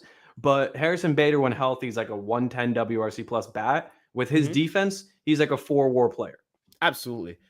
Love the channel, guys. Thank you, Love Hades. man. Appreciate Love you, you Doug. And too, man. hopefully it's Hades and not Hades. I feel like it's Hades with a Z. I feel like it is Hades as well. Judging by the Pirates wanting Volpe, Jason, and more, do you wish we got Varsho for like Peraza, Glaber, and sign like a Gene Segura to play second? You So what I were heard, a huge Gene Segura. The Gene Segura narratives were flowing last season for you. so I wanna clarify one thing. From what I heard about the Varsho situation, the Yankees were like it was gonna be like Volpe, like they were asking for, like, and no, not happening. Thanks. I mean, look at what the Blue Jays gave up. They gave up That Gabriel Moreno Moreno, is and the their- only is reason their they did Volpe. is because they have Kirk and Jansen, who I think is by far the best tandem behind the plate. And I think Moreno would have been the third string catcher. They didn't lose much for your 2023, 2024, or even 2025 team by getting by trading him, and you get Varsho, who's a huge addition. Like, and Varsho could play catcher too if they needed him to. So yeah, if it was in a pinch, I mean, I don't think they will. I forgot what this is a reaction to, but hopefully it's probably to the. I don't know if it was to the IKF bullet comment because I think that might have recently, but I feel like some prospects could drive. So this is also backing on the Kerry Carpenter thing. I don't think Melendez gets dealt. I do. Cost controlled talent. I think that when we're talking about cost controlled talent, but yeah. Do you think he profiles more as an outfielder or a catcher for the future for them? Because outfielder. Salvador He's Perez is horrible probably catcher. gone. But He's a Salvador horrible Perez is catcher. gone. Like, aren't they catcher. actively like thinking about moving him? Not anymore. I don't think they Gotcha, are. But he's one of the worst. He's legit one of the worst. So he's like Bo Naylor. He's not even Bo Naylor, I think, can stick at the position. He's like That's fair. Salvador Perez behind the dish. Like, it's worse actually. Yeah, Now this Salvi, next dude. comment. Okay, I gotta defend my man Lars Nootbaar. Okay, I have to. I absolutely have to. His Lars name is Nootbaar- funny. let me explain the hype for you guys. All right, he has a 125 WRC plus, a 113 max exit velocity, 12.1% barrel percentage. His chase rates are low, his whiff rates are low. He plays good defense. He's a very good base runner. He's probably going to be a guy next year who puts up a 125 to 130 WRC plus with really good defense, really good base running, and probably he's a 4-WAR player, 4.5 WAR player. He's a really, really, really good player. So he is a great player. And that's the why I don't think Yankees the are Cardinals not- move him. And right, wasn't the last year Yankees the are not first trading for year Lars of Nootbaar. service time he's accrued? Yes, the Yankees are not trading for Lars Nootbaar. The Yankees are not trading for Lars Nootbaar. That would cost probably, honestly, a vote. Right. The Yankees are not trading for Lars Nootbaar, but Lars Nootbaar is very good. And that's the reason Great why player. the Yankees aren't trading for Lars Nootbaar, because he's very good. So Good question, I understand though, the Marcus. 230 Great question. I understand the problem with his batting average, but that's because he's a fly ball hitter. Kind of like Anthony Rizzo. So Kind of like Anthony Santander. Yeah. Yeah. Very fly ball That's hitters. why don't I'm all for Santander, dude. Because Like he's he's cool just too. yeah. Imagine like Michael K being like Santander to right. See ya. And also just Inject like, dude, that into my veins. I'm gonna go full like boomer New Yorker type situation here. But the Yankees just need to drop some freaking tanks, man. Like you look at that Houston series, man. It'd just be cool if someone just dropped the freaking tank, dude. Like Agreed. Anthony Santander is just gonna drop tanks, man. He's just gonna drop freaking tanks. Boom, tank, 30 tanks, 35 tanks, maybe 40 tanks. Rizzo, 30 tanks. Judge, 40, 45 tanks. Stanton pushing 30, 35 tanks, dude. We just need tanks, man. We just need tanks. I love tanks. We need them. We need them. Give them to me. Come on, What it's like that Pat Bev quote, licking my chops. Come on, bring them to me. Did you know the clip where he's like celebrating after they won that playoff series? Yeah, where he's like, that's gonna be us the jersey off. If Anthony Santander is a Yankee, that's gonna be me, man. I'll recreate that video. We can recreate that video. I'm down. But Nick Gordon, recreate it. Nick Gordon's got good power, but the plate discipline's bad, and he doesn't project very well. So, and isn't Nick Gordon a shortstop, or am I mistaken? No, he's a utility guy. He's weird. So they he moved him off shortstop? Yeah, he plays all over now. And I don't think the Twins are moving him right now for, you know what I mean? Unless they got a pitcher, but I'm not trading Clark Schmidt for Nick Gordon. I don't think he's a starting outfielder full time. I mean, the reason I could see them moving him is because they still have Royce Lewis that I'm sure they're probably wanting to like bump up a little bit here soon. And Nick Gordon is 27 now. But at the deadline, I can see it. 111 WRC plus, 1.5 F4, couple of dingers, couple of steals. But the problem is, I will say, if we get Nick Gordon, players will treat him like Andahar because he doesn't walk, doesn't strike out a ton, and he's going to hit a lot of doubles. He strikes out that's too why much Nick Gordon walk. Yeah, I think he strikes out too much to walk 4%. He's like he's a better Baez though. The problem, by the way, thank God the Yankees didn't offer Javier Baez a contract. That dude sucks. I hate Javier Baez, and I always have. Least favorite player in baseball, Javier Baez. I think Javier Baez would have like not hit as poorly if he played in any other fucking ballpark. I don't know why he take that. No, he definitely would have. Ryan, Comerica's awful. It's the same thing with the people like to talk about Joey Gallo. It's hard to hit better when you can't hit the baseball. And Javier Baez has the worst plate approach in baseball. He throws his bat at sliders 12 feet off. I respect the dude. He's just swinging. He just wants to drop tanks. It? He just wants to drop tanks, and that's what I like. God. I want to see tanks being dropped. If you're in a home run drought, you're out of luck. Contact doesn't slump. I disagree. IKF slumped. Ooh. I disagree.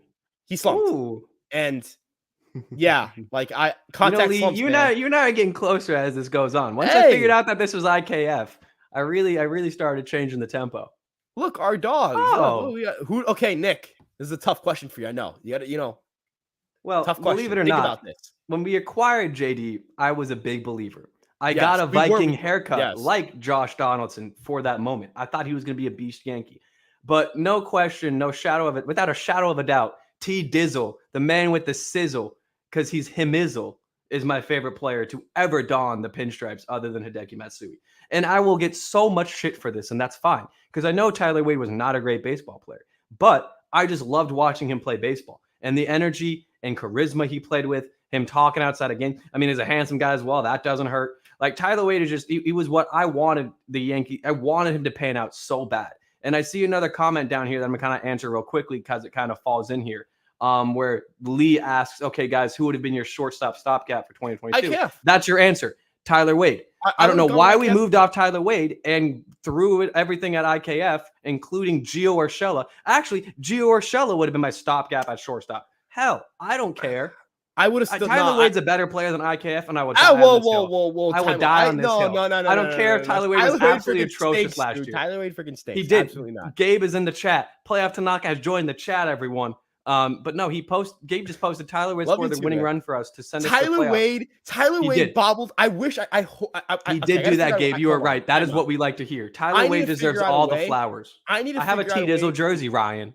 Dude, Tyler Wade, I'm at a Yankees game. Yankees are playing the Royals. Jonathan Wise going on the mound. He bobbled the ball. He could have thrown home or converted a double play. The Yankees would have gotten out of the inning. And guess what? I would have seen the Yankees win that day. From like 2010 to like 2021, I don't think I saw the Yankees win once. Like once. Well, Ryan, maybe you just shouldn't go to games. Maybe Tyler Wade shouldn't bobble a ball. How about that? Whoa. Don't put this on Tyler. It's all on him. But Dominguez might end up being better than Soto. No. Probably not. I agree. Dominguez is a stud. Dominguez was, dude, when we got him, he was compared immediately upon arrival to the Mick, to Mike Trout, to Juan Soto. And he's also Dominicana. So I can see this. True. I can see this comp coming true. Won the argument. You just won the argument. argument. And he's a switch-handed Juan Soto. Granted, I don't think he's going to post a 5 million OBP like Juan Soto does year in, year out. But I could see Dominguez easily being a 4 or 5 F4 outfielder for like 5 or 6 years. No, I think the way I look at it is like I want Jason Dominguez Great to point, be. Lee. I want Jason Dominguez to be Bernie Williams. That's what I like think is a healthy, not like in terms of like that's like that shouldn't be the the median outcome because expecting like 50 WAR from anyone is like insane. I'm But I'd reading be the really chat. Sorry. like I would be so happy if he was Bernie Williams. Like I'd be more. That's exceeding my expectations. I want him to just hit. That's all I care about. All I care about is him hitting. You know. Oh, that's No, all I you're care right. You're about. right. You're right. All Who right, we would have got been my Lauren. shortstop? Wait, you skipped Oh, Lauren's my bad, point. my bad. I'm sorry. I What didn't the see that. hell, My Ryan? bad, my bad. I I'm a got you, huge Lauren. Bader- Don't worry. You read it off because I screwed Oh, up, so you thank can you. read this one. I'm a huge Bader fan, and I think this may be a hot take, but judging by his playoff performance, I feel his ceiling could have risen to a 120 WRC plus player with 20 to 25 bombs, which would be huge. Now, I don't disagree with that entirely. A lot of fans of other teams seem to think that Yankees fans have this fantasy world that they live in, where every player that comes over will miraculously just get a lot better. Tyler Wade was not the case. Harrison Bader could be the case. This dude could be a 120 WRC plus player. And whether or not his home run spell in October, where he was literally Barry Bonds, is true, I do think the Yankees are going to work a bit with him on his launch angle, kind of like they did with DJ, kind of like they really wanted to try to do with Brandon Drury. And maybe we see 20 bombs. And honestly, a 2020 season from Bader could be in the cards. 120 WRC plus may be pushing it because he doesn't walk a lot and he's not going to bat 280. He's probably going to be about a 250, 260 guy. But now that he's fully healthy and that plantar fasciitis is gone, he could have a huge season. And I stand by that. Like Harrison Bader could be easily one of the sneakiest players. And yeah, you're laughing at the show him the terrorist. But yeah, no, I will get there. We'll get there. Gabe, damn it, Gabe. I love that video so much. It's one of the proudest things I've ever made. Actually, after let me. I think that's your second best piece of work besides he has a 21 ERA. Dude, it's been 2 years. It's been 2 years since that almost. But no, I think you're right about Bader. I'm sorry for cutting you off. I'm so no, sorry. you're totally like, fine. No, I we're having a blast, agree Ryan. that I agree with the 20 to 25 home runs bit. I think that a lot of people underrate his power. The OBP, as you mentioned, the OBP in the batting average probably won't get to the point where he could be a 120 WRC plus guy. But Lauren's also talking about ceiling, and I think ceiling is an important. His ceiling's absolutely there. I may have misread that. Yeah, the ceiling. We're talking about ceiling, absolutely. If we're talking about the power output, I don't even think 20 to 25 home runs is his ceiling. Maybe 25 is his ceiling, but I think he can get to 20. Really? I think he can. He hit 60. Do you think Bader could hit 30 home runs? It depends on the ballpark or the baseballs that are used. I mean, the way I see it is like he hit 16 in 2021 in 100 games. Maybe that's his ceiling, but I don't know. I could be wrong. I think 20 to 25 is like not his ceiling, but like definitely more than what you would expect from him, if you get what I'm saying here. You know what I mean? Dude, what the hell? Can everyone stop coming for Tyler Wade in the chat? Dude, hold on. Please? I know I'm skipping over for a couple of questions. I'm going to get back to them. But yes, Tyler Wade could deliver food extremely fast, but the food isn't very good. He's like Roadrunner from the Wile E. Coyote, like meep. Like this is a story. I was in Binghamton. I ordered. There's no Spanish way he food. was your DoorDash driver. No, Ryan. it wasn't. But I ordered Spanish food. I got rice and pernil with an empanada, chicken empanada. My go-to order, so $12. Not even. Yeah, it was $12. So good, dude. So good. So good. Empanadas are so good. I got the order in 20 minutes. It was a calzone from a different restaurant. So this was something with Tyler Wade. This is what Tyler Wade would do. That's the Tyler Wade order right there. You know what FSG, our brother and our brothers in arms over there. Tyler Wade could deliver the food extremely fast, but the food will be great. You know what? For all I know, it could be some of the best gas station sushi you'd ever had. Hey man, don't disrespect gas stations. I'm gonna disrespect gas station sushi. Right? Cheap sushi at like 1 a.m. is probably a great feeling. You know what? I'm gonna get something at 1 o'clock in the morning to eat. Maybe it's some cereal. Here we go. Yes, absolutely. I'm gonna bring this back at some point. Yeah, that's Nick. Yeah, okay, Gabe. Can we block people from commenting? No, we cannot. We are not blocking people. Wait, I can favorite comments. I can like comments. No, we're not doing this. Why does that one have a star next to it? No, we're not starting that one. Yes. Okay, we're gonna go back to the question. You know what? I can't wait until Tyler Wade posts a 130 WRC plus in the Coliseum this year, and everyone has to eat their words, and I'll be the one laughing. He's gonna play for the Yankees again at some point in his career. He's gonna come back this season. He gets cut and they pick him up. Speaking of former athlete, or I guess speaking of the athletics, kind of Matt Chapman for the Yankees. Yes, I think Matt Chapman's really good. I think Matt Chapman's amazing. Bing bong. Really but I just don't think. I think at that point, LeMahieu would probably be the full-time third baseman. Volpe's your shortstop. Peraza is your shortstop. Volpe's your second baseman, or flip-flop that. and Rizzo's at first. So if like, would they trade until Gleyber 2025 when we get Murakami to play for? Right, like would the Yankees trade Gleyber to have Chapman signed? I like, would. I 100% maybe I guess would. you could say, but like then And you I would have love to trade. Gleyber. You would have to trade one of Volpe and Peraza, and then bench LeMahieu after trading Gleyber. Sure, so it's sure. weird. But I TJ think will be Chapman's a better player than 35. Gleyber. He's going to be a super Uto guy. And Yeah, like, maybe, again, Matt maybe. Chapman is, I will stand by this. Excellent. I think he's the second best defender in all of baseball behind our guy, the man, Hip Hip Jose. So I would love Matt Chapman in pinstripes. He had a 4 WAR last season, and he very did underrated. nothing for the first 2 months. He's coming off 2 back-to-back 4 WAR seasons, and last year he found his bat a little bit. Like, he can totally go out next season and have a 4.5, 5-win year, and he's still He's 29. He'll be 30 next season. You know, he'll be signed through his age 31 season. You could definitely he'll be 31 when he hits free agency. You give him like 4 or 5 years, 6 years, $25, $28 million a year. He's going to be very underrated. I think he goes somewhere else. I don't think he goes with the Yankees. I think he re-signs with Toronto. They don't have a lot of money committed long term. I think that's true. Toronto. But the thing is, like, you saw those. Oh, if they miss out on if they miss out on Manny Machado or the Padres, what if the Padres lose Machado and they put Matt Chapman out there? I just don't know how much money the Padres are going to have around, because they're going to probably have like 700 million, 800 million if they sign Soto committed between he and Tatis alone. Yeah, I just don't think the Yankees are going to be as desperate as other teams will be for third baseman, and that's really what it comes down to, right? Remember, the Yankees were interested in Chapman last year before he got traded.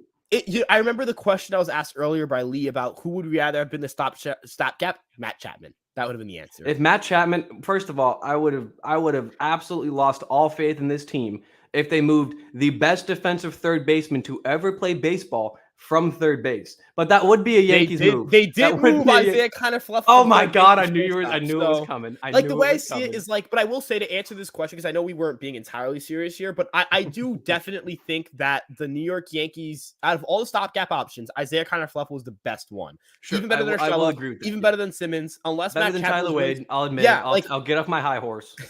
I don't want to make it seem like I'm upset the Yankees ever acquired Isaiah kind of fluff. I'm only upset the Yankees took out Josh Johnson's money, and that's hindsight. I thought Josh Johnson was going to be good. And the reason we did that deal is because we wanted to get rid of Gary. But again, had we just non-tendered or DFA'd Gary, we wouldn't have had to lose Gio, which means that we would have had a third baseman or shortstop to fill that role. So it's like, we probably would have just kept Gio and played him at shortstop. I think IKF's a better shortstop than Gio is. Yeah, but Gio also could have played third base. It's like, I don't know. He could have. It's weird. Hindsight's always 20/20 with those types of deals. It's crazy to look back now because of how bad of a deal it ended up becoming, even though a lot of people are like, oh yeah, he was a fine stopgap. And I guess he was a fine stopgap. But when you're the New York Yankees trying to win World Series number 28, you don't want stopgaps. I'm sorry. Yeah, I agree. And we chose not to get a star shortstop because we had 30 million or 25 million committed to Donaldson. I think it would have looked worse if the Yankees didn't bring back Judge, but they did. So I can at least say, you know what, they plan to commit money to Judge. And thank God Hal got on the phone, baby. Yeah. He followed through on baby. He spent a lot of money this offseason. He followed through on that promise. I'm not going to rip Hal thing because he's not, honestly, Hal's done the job this offseason. You know what? And Cashman brought in really good players. Like, I can't sit here and rip the front office right now. Hal spent more money this offseason than Uncle Steve. Right. Is that true? Yeah, he's because with more committed money. Sam brought this up with the Correa deal falling through. Hal has spent about $30 million more in committed guaranteed contract money. Well, it has to be more than 30 this offseason. It has to be more. Maybe it's like 60 million. It has to be a lot more. It has to be not a lot more, but between Rodon and Judge alone, that's like 600 a lot. Million. Yeah, not 600. It's like 550. Oh, we already answered that one. Next one's gonna butcher Santander. Yeah, probably. He is. He probably will. I mean, he butchered like every person's name. But we love John Sterling. This is interesting, Kyle Isbell, because I just looked him up. Yeah. I know that. So the because Lauren, thank you for putting up the defensive numbers because I was going to look straight to offense. So and Lauren, also appreciate you being so involved in this chat. To everyone as well, like thank you guys for all asking all these questions. This has been awesome. We're having a blast. Probably gonna keep going for a little while here. I mean, I see no reason to stop it anytime soon. Yeah, man. But no, Isbell is interesting. One of the worst offensive players I have ever watched, and there's a reason the Royals were like, you don't really have a place right now, and they were fine playing Drew Waters over him instead. But the defense is legit, 11 outs above average and only 278 plate appearances. Like, I think the guy could easily have a place on this team in the outfield, but it would definitely be a fourth or fifth outfielder role. He's not an everyday outfielder. I agree. 100% agree there. It's not, this isn't a situation where we're looking at the Yankees acquiring a starting left fielder. This is But more I don't so. think I've ever seen a player have a 67 WRC plus and post almost 1 WAR. So But credit to Isbell. I will say the power upside, which is what Lauren, I think, was mentioning with the max Of course, exit you and the velocity. power, dude. Dude, it's, I mean, who knows? Maybe it's a matter of being in the right organization. I could be wrong. Sure.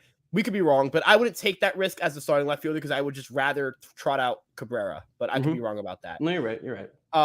Playoff Tanaka. We go to that one next. No, you Oh, go, wait, which go one? To, Which one? Go to the playoff Tanaka. Yeah. Nope. Not Gabe, no, now no. that's one of my favorite moments in Yankee history. Absolutely. I was actually, this was a day before my birthday. I was watching the game with my dad, my uncles, my family. Great birthday all around gift. the phone. It was the Sunday because my birthday was a Monday, I believe. So it was Sunday.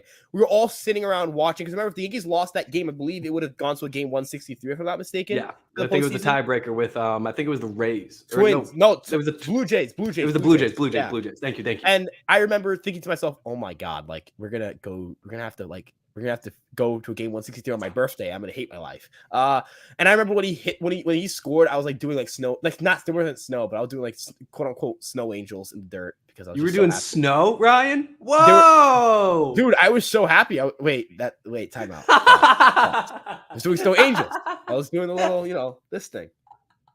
Pause. I was doing. You're like, yeah. Wait. What? breaking bad, but it's Fireside Yankees. Yeah, I was doing these things, man. We do not so condone drug usage here. Yeah, dude, I was happy. I was just happy. I also had empanadas that day. But that's the thing. You know what's the constant with happiness? Tyler Wade in a Yankee uniform. Absolutely not. No, absolutely not. That was and all also for everyone in the chat that wants to know, I do have one of the fake Yankees jerseys with Tyler Wade where I have his name on the back, just so I could tell everyone that this is a Tyler Wade jersey. That is also the sole reason I got his name on the back. I agree that you got to get it like the OG with no name, because as our boy and the guy we all love and wanted how to be like, and he finally turned into, George Steinbrenner said, you play for the name on the front, not for the name on the back. So I had to get Tyler Wade's name on the back, though. So Tyler Wade, every moment of greatness from him, including the next comment, which I'll just pull up real quickly here. That one, he had that cool slide one time. Not just a cool slide, the coolest slide into home plate of all time. Very overrated slide, honestly. Shut the hell up, Ryan. No, but in all seriousness, like I want us to mention one thing about the jerseys. If you have a name on the back of your jersey, you're still a real Yankee fan. Agreed. Anyone who gets upset when someone has a jersey with a name on the back, like first off, it's cheaper. That's number one. Like you can get them for super cheap on DHgate. Yeah, you can get for like $60 or $30 from DHgate. Right? Like everyone can have that one jersey, like your Ron the Don jersey, right? Like that's a jersey like that. You want to make sure you have like an official Marn, like you love your jersey. You know what I mean? Yeah. But like I'm not getting like I'm gonna get an Oswaldo Cabrera jersey if he change. I just want to see if he changes his number because I know he had a high 90s. I want to see if he changed it before I get one, and that'll be the official one I have. But I'm not doing that for like I love Tommy Canley. I'm not doing that for Tommy Canley. I'm gonna get one with the name on the back because I already would have spent on the Cabrera one. Like I'm not like no offense. Like no one's got money. Like no one's gonna price wise. Yeah, not everyone has all that money. I mean, you got to be able to get what you can get, and at the same time, if you're a Yankees fan and you're repping Yankees merch of any kind, credit to you, my dude. That's awesome. Yeah. Rep your team, baby. Thoughts of the big game Sunday. Let's go, G-Men. Let's go, Giants, baby. Let's go, Giants. Yes, sir. Vikings, they're frauds. Let's go. Danny Dimes is going to be throwing. It's going to be Danny Dollars. It's going to be Danny Dollars Sunday. All right. Danny Dimes is going to be Danny Dollars. Saquon is running for 150 yards. Kenny Galladay is not getting a touchdown. If Kenny Galladay scores a touchdown, oof. If actually, everyone in this chat, all 25 of you people, I will go ahead and go on the record right now. We can clip this later on. If Kenny Galladay scores a touchdown, I will give away a Yankees jersey of the fan's choice on the channel. That is how confident I am that Kenny Galladay does not get anywhere near the red zone on Sunday. He's actually listed as the wide receiver 1, I believe. There's no way he's ahead of Darius Slayton for wide receiver 1 on Monday or Sunday. You also have to think like that's probably just like I don't think they actually care about wide receiver. They're playing mind games. But I think he is actually getting in Pat Pete's head on the roster. Dude, Pat Pete can't hang with Kenny Galladay. Dude, Kenny two-step Galladay, the guy that scored a tutty on big play Slay. Shout out my business law teacher. He's a big Vikings fan. Shout out my dog. I love him though. But you're going down. They're going down this Sunday. Let's go, G-Men, baby. Yeah, I'm not gonna lie. For the past couple of years, I've been a Vikings fan. But now that I'm all New York media, I'm all New York stuff. So wait, were you actually a Vikings fan? Yeah, my favorite football player on the offensive side was Kirk Cousins, and on the defensive side was Harrison Smith. Oh, so okay. Well, I'm rooting for Harrison Smith over 9.5 tackles game for all my betting fans out there. But I'm also rooting for the G-men to win. You're going down. They're going down. They're going down. The Yankees have 4 legitimate home run hitters in the line. You want more than that? Yeah. We need the Jackrabbits, baby. I love that. I love that. Lee, dude, you have become one of my We should favorite call- commenters in the chat we should following the call- IKF propaganda. We should call like the Yankees like middle 3 there, the Jackrabbits. That'd be dope because they jack The home runs. Jackrabbits. Yeah, Ooh. No, but like to answer your question, do you want more than that? Yeah. Yeah, dude, I mean, at the end of the day, That'd look be at the Astros. The Astros have 9 guys that hit dingers all postseason. Dude, that'd be dope. Like, I'm sorry, like that'd be awesome. Like people came after me when I said I thought the Yankees front 4 was one of the best in baseball because of how the Astros lineup is stacked. They have 9 guys that could hit 20 home runs a season, including Maldonado. No, Maldonado granted, don't even. Maldonado could hit 20 home runs a season, but that'd be the only 20 hits he gets. No, probably, but no. Yeah, that was good. Not to get off topic. This is not off topic. This is on topic. No, this is money, big Creed fan. Is Creed fan because of the band, the Cologne, Assassin's Creed, or Creed from The Office? Go ahead and type that in the chat. I feel like this has to be an Assassin's Creed thing. I feel like it's. I don't know. Creed the band. They have a weirdly big fan base. I'm going. Maybe actually. I gotta look it up. The band definitely sounds like it would be more relevant here. Big Creed fan, yeah. Unless he's an Assassin's Creed fan, and that's the hip way to say it. Yo, you want to play some Creed later? I feel like based on the PFP, a band that looks more like a band thing than like Assassin's Creed. So like that's fair. That's fair.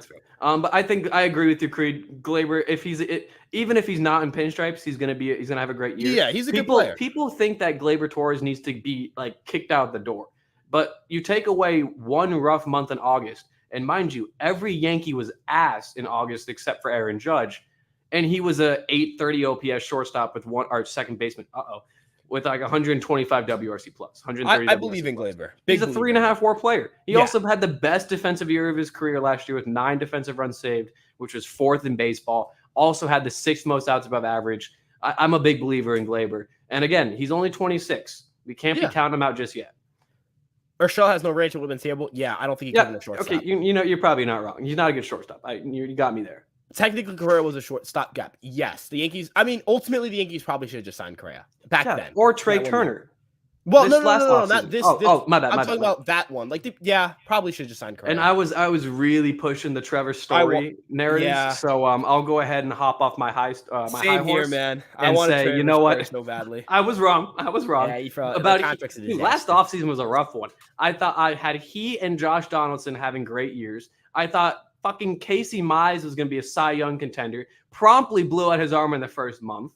And then I thought Byron Buxton was going to win MVP, and he promptly got injured for a month and a half. I think the Buxton MVP pick aged good because he played good. He just didn't. Yeah, he's a beast. He's so good. If the Twins weren't, trying to compete, I would do everything in my power to get Byron Buxton. But I would too, because he's a vibe.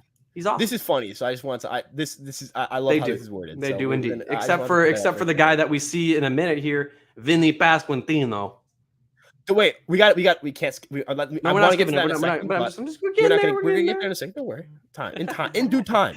Will the Marlins trade their young star in Cabrera? I know everyone's talking about Pablo Lopez. Edward Cabrera is probably gonna get traded. I think. I think Edward is the one out of the rotation that's the untouchable. Dude, this is what I love about this too. We have a lot of differentiating opinions on this stuff. This is great. Sandy, dog. I will say Edward Cabrera is gross. I forgot about. Okay, I'm not gonna say I forgot about Sandy, but I didn't include Sandy for a reason, Ryan. We're talking about the guys that were in rumors. Yes, like I think Luzardo's more likely to get traded. I think Lopez is more likely to get traded, and I think Rogers is more likely to get traded. And I Max Meyer's more likely to get traded. Meyer's coming off TJS. I think they'll wait for him to pitch. That's fair. But Edward Cabrera is. I think Edward Cabrera, if he is to get dealt, I think it would be in a deal. I think it's either San Diego, it's either Boston, or it's Minnesota. I don't think the Yankees are in that market. I think we can understand why they're not in that market. But yeah, we only have like 7 stars right now. We only have 5 all-star pitchers. Also, really quickly to answer this, big Creed fan responded in the chat. It's the band. No shame. That's what I knew. Let's go. Woo! You know what that means? Tyler Wade's coming back to the Bronx this season. Enough of that. No, this is not correlate. This is not correlation. I took a stats class. I passed it. Somehow I passed it. I swear to God. Okay. I have to admit to a crime. I cheated on my stats test. Moving on. Ryan, don't say that. I can't. You go to Binghamton, right? I can't wait till someone go to Binghamton. I can't wait till someone in the comment like Bing like director of or supervisor of academics is like, what was that? Question that was mark? Clearly a joke. That was obviously a joke, guys. It was obviously a Marcus, joke. Moving on. This question. He's not getting traded. No shot. Vinny Pasquantino is honestly the Royals' future. Like, he is their best player. Oh. But we get Vinny Pasquantino. Could you imagine Ron Marinaccio, Anthony Rizzo, and Vinny Pasquantino? That would be beautiful. That'd be beautiful. I think last year I tweeted out when we played the Royals, Marinaccio versus Pasquantino is every Italian dad's dream. Dude, that's actually beautiful stuff right there. Vinny is awesome. I love Vinny Pasquantino. One of the most underappreciated players in baseball. Granted, he was a rookie last year. But yeah, oh God. Your dog. Steamer. Without Steamer, Ryan would be. Steamer's my best friend. Steamer's my best friend. Without Steamer, I wouldn't have friends. No, I'm your homie, dog. Of course, you're my dog. But I'm your homie because we work together. Hey, man, we're home. We're my dog. People should have been there for us crossing the street at Somerset to get to Target. We were playing. That was one of the best times ever. Speaking of Somerset, sidebar here real quickly. We're going to be having the boy Eli Fishman on a podcast early next week. So everyone that's tuning into this, make sure to check out the channel next week to see what Eli's thoughts are on the farm development and how the Yankees have prioritized gathering a ton of young talent. So I'm really excited for that episode. Sorry, just had to sidebar that. As soon as you mentioned that, I was like, oh, that's right. Eli the man's coming on the channel. We got a lot of stars coming on, dude. We got Gabe coming on tomorrow for an episode. That's right. Playoff Tanaka, once again, coming on the Fireside Yankees channel. And then we also have Mario Gomez coming on next weekend, most likely. Like we're loading it up with the Yankees talent. Baby. The everyone's favorite Yankee. Like I will say, like those are like two of like the easiest people to like on when it comes to like sports, like Yankee Twitter sports. Oh, like, they're just all great. They're just people. Great dudes. Like I will say, I could be a douchebag, but like those are two like just genuinely down to earth great guys. Douchebag. I mean, then again, Gabe also. If we're being honest here, if we're looking at all the comments in this chat, maybe we don't want to have Gabe on the channel. I'm so glad he commented. All those things. Love Gabe. Just another quick thing real quick. Marcus and Peter Byrne real quickly mentioned it. I forgot about Yuri Perez. He's not. I don't think the Marlins move him. And Braxton Garrett could definitely be on the move as well. Underrated. I love Braxton. You are right about that, Marcus. Also, I want to answer Lauren's question because I know she mentioned he's tapping off tonight. Thank you so much for coming. Appreciate you, Lauren. You're awesome. Thank you so much. Thank you. Chargers are upsetting the Chiefs after they beat the Jags. Nah, I love Mahomes too much. Yep. Justin Herbert, the social media quarterback, is going to go out there and toss $400 on that sorry ass Chiefs secondary. I love Justin Herbert, but Mahomes. Ryan, you know what? Let's have a little unofficial bet here right now, baby. Chargers beat the Chiefs if they face. I'll bet you on that. Okay, but then again, the Chargers may not even beat the Jags. Let's be real. Let's see how I'll let you. Let's wait until the Jags game and see how that goes. We'll wait. I think it's close. I think the Jags are gonna win, but I don't think it's because the Chargers aren't that good. It's because Mike Williams is questionable, which is a little concerning. Oh, he is? Yeah. Oh, God, why is it always questionable with that dude? It's because I don't even know. I still have 6'4" and he plays so physical. Yeah, I love Cano jersey. I love Cano. Is it a 24 with no name on the back? You need to type this in because if it is, I think you really have a Gary Sanchez jersey. Dude, technically, okay, the one thing about maybe he has the name on the back, but without the name on the back, 24 is the best number to buy because all the good players get number 24 and it never gets retired. Yeah, and you had Marp last year too. Yeah. Also, I know Marp's definitely watching this video, so shout out Matt Carpenter. Hope he does really well with the Padres, and I'm glad he got the bag, dude. He got what, like $13 million a year? Like Matt Carpenter got a pretty nice contract. Yeah, I'm happy for him. I'm happy for him. And he gets to stay in baseball. His career isn't over, and I love that. Donaldson at 26 home runs. So I 100% agree. Agreed. I thought he was going to hit 35. Yeah, it was not a bad gamble. It's hindsight. I want to clarify when I complain about the trade, it's in hindsight. We're all talking about just hindsight. We know that it's hindsight. Yep. Yeah. It's like that video of like that meme where it's like Jay-Z on The Price is Right or on the Wheel of Fortune. It's like, oh, I'd like to solve the puzzle. All right, go ahead. Yup. Dude, I think it's hindsight, and I think we both understand that. If you look at our channel, if you look at the first episodes we did together, Donaldson, we like Donaldson coming into the year, and he just didn't pan out. Correct. Joey Men says for left field. Joey bombs. Probably doesn't get traded. I think the Nationals hold on to him. I was gonna say he's 29, so it's not like he's part of their rebuilding project. That is true, but I think they hold on for him. He also does not play good defense. It's the same thing we've been talking about with like every guy that's been mentioned. Their offense is elite, but their defense is just Like if we can get Joey is it Meneses or Menses? I'm not sure. I feel like it's got to be Meneses. I feel like that's got to be it, but I'm not positive. And we get butchered all the time by the pronunciation patrol, so I don't want to mess this up. There's no. Why is there not a pronunciation on Baseball Reference? There should But no, be. and Meneses, he's 30. Excuse me. He turns He's 31 an old one. in May. But he also like debuted last year. Like that was the first year he played. Again, 13 bombs, 324, 367, 563, the 156 WRC plus, and a 1.5 FWAR, despite defensively posting -6. Good lord, -6 defensive runs saved in 183 innings. Okay, I'm fine. I'm okay. I'm concerned about the defense. I don't know I'm if the okay. offense holds up. Again, amazing bat, basically Andrew Vaughn, but better. Yeah. Good point though, Marcus. I didn't even think about Joey Meneses. Gary Sanchez was disciplined in the minor leagues coming up. Dominguez was disciplined as well. That is a stigma that never leaves. All right, relax. Wait, no. I agree with this. Liminal racism. No. Was disciplined. They're saying disciplined. Oh my God. I thought and it was like sometimes everyone's the stigma calling that him out never for not leaves. hustling. I think that's people's problems with perception on tour. No. If I'm understanding this correctly. Right. No, it is about that because they followed it up saying not hustling. That's not true at all. I'm sorry. I'm putting an end to this right now. These guys hustle. They work their asses off. They play their hearts out. Gary Sanchez, every offseason for the past 5 years with pinstripes, was sitting there fielding balls in the Dominican Republic, trying to work on his framing and pass balls. I hate this stigma that they're not hustling, and it's only the Latino players that ever get said that they're not hustling. I don't think I've ever seen someone say, "Oh, Josh Donaldson's not hustling," or "Oh, Anthony Rizzo's not hustling." Yeah, it's I always agree. Gleyber Torres, Gary Sanchez, and it was for like a while there, Miguel Andujar.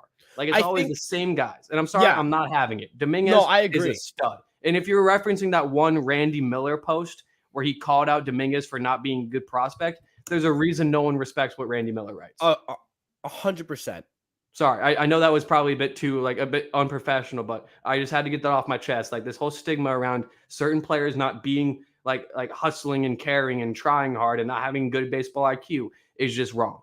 Gary, I will say, some of the plays, it's like, all right, dude, why are you walking to first base? But a lot of the defensive struggles specifically were because of the way Gary lined up as a catcher. Gary had that untraditional stance where he did the one knee down, so he couldn't get to any of those balls low and inside or low and outside, which resulted in a ton of pass balls, wild pitches.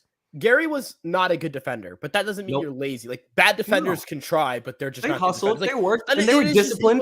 Dominguez is one of the guys that has the most 20/20 vision for how he's going to be a baseball player. This dude has been in the States since he was 16, learning to speak English, learning the ropes, get paid $5 million as a 16-year-old for the rights to play baseball for an organization. And he has handled it with the utmost class. He's ridiculously good. I love Josh. Jason, and he's flown up.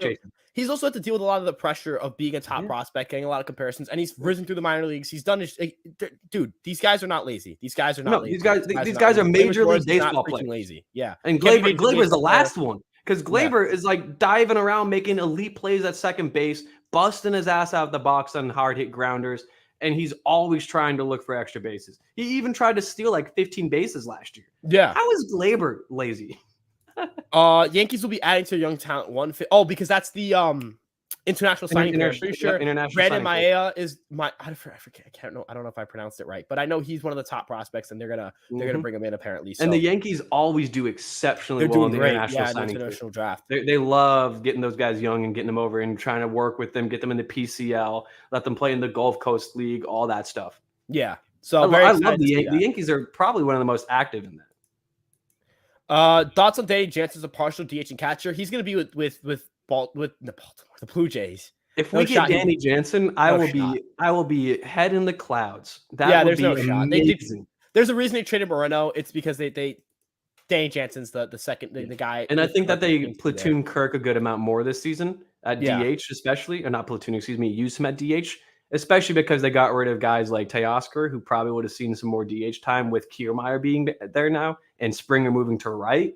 Like, I think that I don't think they move Jansen. No. If we get him, that'd be awesome. Are you kidding me? He and Trevino behind the dish would be the best defensive bat, or would be the best catcher pairing in baseball by far. Yeah. I think they keep what they have there.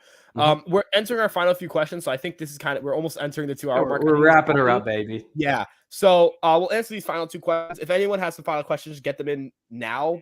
We're gonna start wrapping up. Final call. Last call. Get your drinks now, everyone. Last call. Oh, that's where I got. You see, That's like, from the dude, bars, Ryan. Yeah, I'm Even like, though dude, you where do shouldn't I be going remember to this bars, from? Ryan. No, I don't go to. I mean, like, where do I like? Because like I remember, like, I just remember from something. I'm like, where? I've It's like heard the this on Drewski TV video. before, We got him. But where? I was like, dude, where on TV have I heard this? I'm like, where? We I got want to him. clarify. I've never been. Guys, I'm 18. Okay, no. Keston Hura or I'm 23, Haas so I can go to bars. Don't worry, people. I don't think either of these guys are going to be the Yankees. Yeah, no offense. Eric Haas, again, not a bad player, but he's not a good He's also defensive coming player off in the outfield. injury. Yeah, and he's also coming off injury, and I still don't know if he's going to be like, or if the Tigers are going to want to use him at catcher some down the road, because I don't know who their catcher is right now. And then Keston Hura, also terrible defensive player, terrible. And he's also not great offensively. Like, I wouldn't mind him, but I think Keston Hura I don't even think I've seen Keston Hura's name mentioned. Also, Marcus is just dropping potential trade guys. I love this. We got Austin Slater and Dylan Moore kind of to answer his next two comments that he posted. Dylan Moore, I could see it, but Dylan Moore also profiles much more as a second baseman than a left fielder, in my opinion. Yeah. High OBP, not going to really hit for a lot of slugging, not going to hit a lot of extra base hits, not going to be anything shiny. Again, he's probably like my eighth choice for outfield. I didn't even think of Dylan Moore either. And then Austin I don't know Slater, if he projects very well. These guys are all in the same group. I don't want Austin Slater, but Austin Slater is probably honestly like the best of the group. I could be mistaken on this. Didn't Austin Slater have a decent season? But he's also a platoon guy. Yeah, the Yankees. Austin Slater can only hit one-handed pitching as well. Yeah, Slater 124 WRC plus, 325 plate appearances, and a 2.1 FWAR. The reason he has so few plate appearances is because he's a platoon guy. He can only hit one side-handed pitching, and that makes sense considering the fact that he is a righty. He can only clobber lefties. Slater wouldn't move the needle for me that much. Nor would Hura, nor would Haas, nor would Moore. To answer all your points, Marcus, sorry. I agree. 100%. They're platoon guys, and I just view platoon guys as that's not really the Yankees market is right now. Yeah, I mean, I will say they have their down moments, Lee. They definitely, but at the same time, every player has their negative moments. Sanchez wasn't a good defender, so no, terrible defender. But Glaber in that one as well, he got thrown. Yeah, the pass ball, he didn't run out and got thrown out. Would be hard to get. Honestly, Glaber's had some moments where it's like he just kind of jogs, but that's also when Glaber, it feels like he's down on himself. He's kind of thinking and relishing in that moment. And when you're a hitter and you have a bad plate appearance, you're probably not thinking about a drop ball and be like, oh, I should probably book it. You're probably thinking about, why the hell did I swing at that pass ball? I will say, I'm going to push back on one point. It'll be hard to forget. Not for you, from what Lee mentioned. It'll be hard to forget. When Gleyber Torres puts a ball 400 feet into left field, I forgot that. I just forget. It's like it doesn't. I'm not gonna lie. I don't even remember this one. Don't even remember this. I don't even remember this. Lee, I think you have one of the greatest memories of anyone I've ever met. The way I not met, but talked to. When you no offense, but when you put a ball in the, but I'm gonna offend. If you watch baseball and you're like, this guy made a bad error, but then he puts the ball 400 feet into left field, and you're like, but he made the error. Who cares? Unless the error caused 3 runs to score and we lose the game by 1 run, then it's like you're gonna remember it. Like, oh, excuse you, you know what? I'm gonna be the pot calling the kettle black here, Ryan, or you're the pot calling the kettle black here.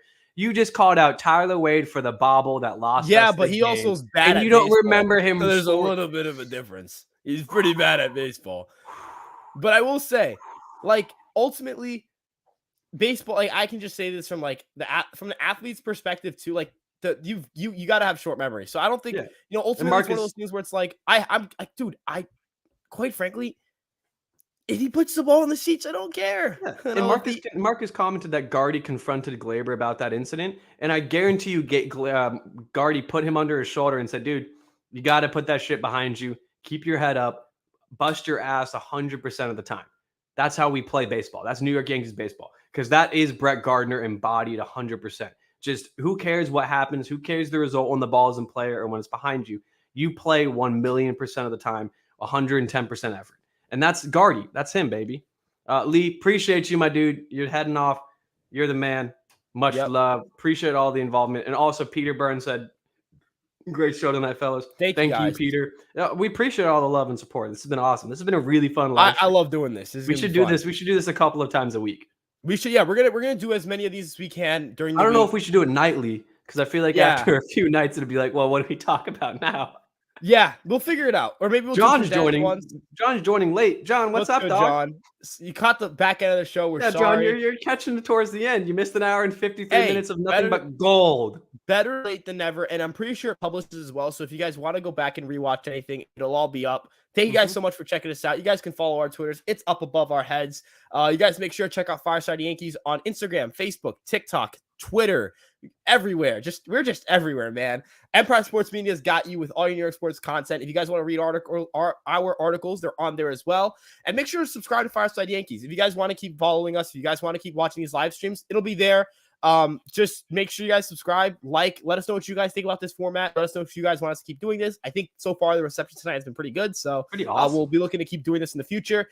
We have daily content. We have shorts, Sam, who we brought in recently, and you guys will definitely see him on the podcast. He's been doing great with the shorts. You'll see Nick on shorts as well. Nick does designs on Twitter as well. So make sure you guys are we've got everything. Whatever you need for the Yankees, we got you. We are the true 5-tool team of media. Yes, sir. And also Gabe commented earlier in the chat saying, I love you guys, best Yankee show in the world. Gabe works for John Boy, so I think that says a lot about us. We're up. He thinks we're up there, man. He thinks we're one of the he thinks we're pretty good. So if Gabe, we got the Wave endorsement, the Mario endorsement, we got the GOAT endorsement. If you guys think that if you guys think that this is the best we can be, guess what? We're gonna keep getting better. So thank you guys again so much. What do we have news for you? Yo, we are it's linear progression out here, boys. It's linear progression. We're a 19-year-old. We're an 18-year-old Juan Soto, right? We're not there yet. We are, yeah. We're 18. I mean, I am 18, but we are an 18-year-old Juan Soto. I'm 20. Oh, you know what I'm saying? I thought you were like referencing you. I was like, no, if you're an 18-year-old Juan Soto, then I'm a 23-year-old Tyler Wade. No, man, we're 18-year-old Juan Soto. We're growing. We're real quickly to end the episode. Remember when Tyler Wade was on the Yankees' top prospects? Pepperidge Farms remembers. Dark times. Screw you. Thank you guys so much for checking us out. You guys know where to check us out. You guys know where to follow us. We'll have links in the description everywhere. We love you guys so much, and we'll see you guys in the next live stream or in the next episode.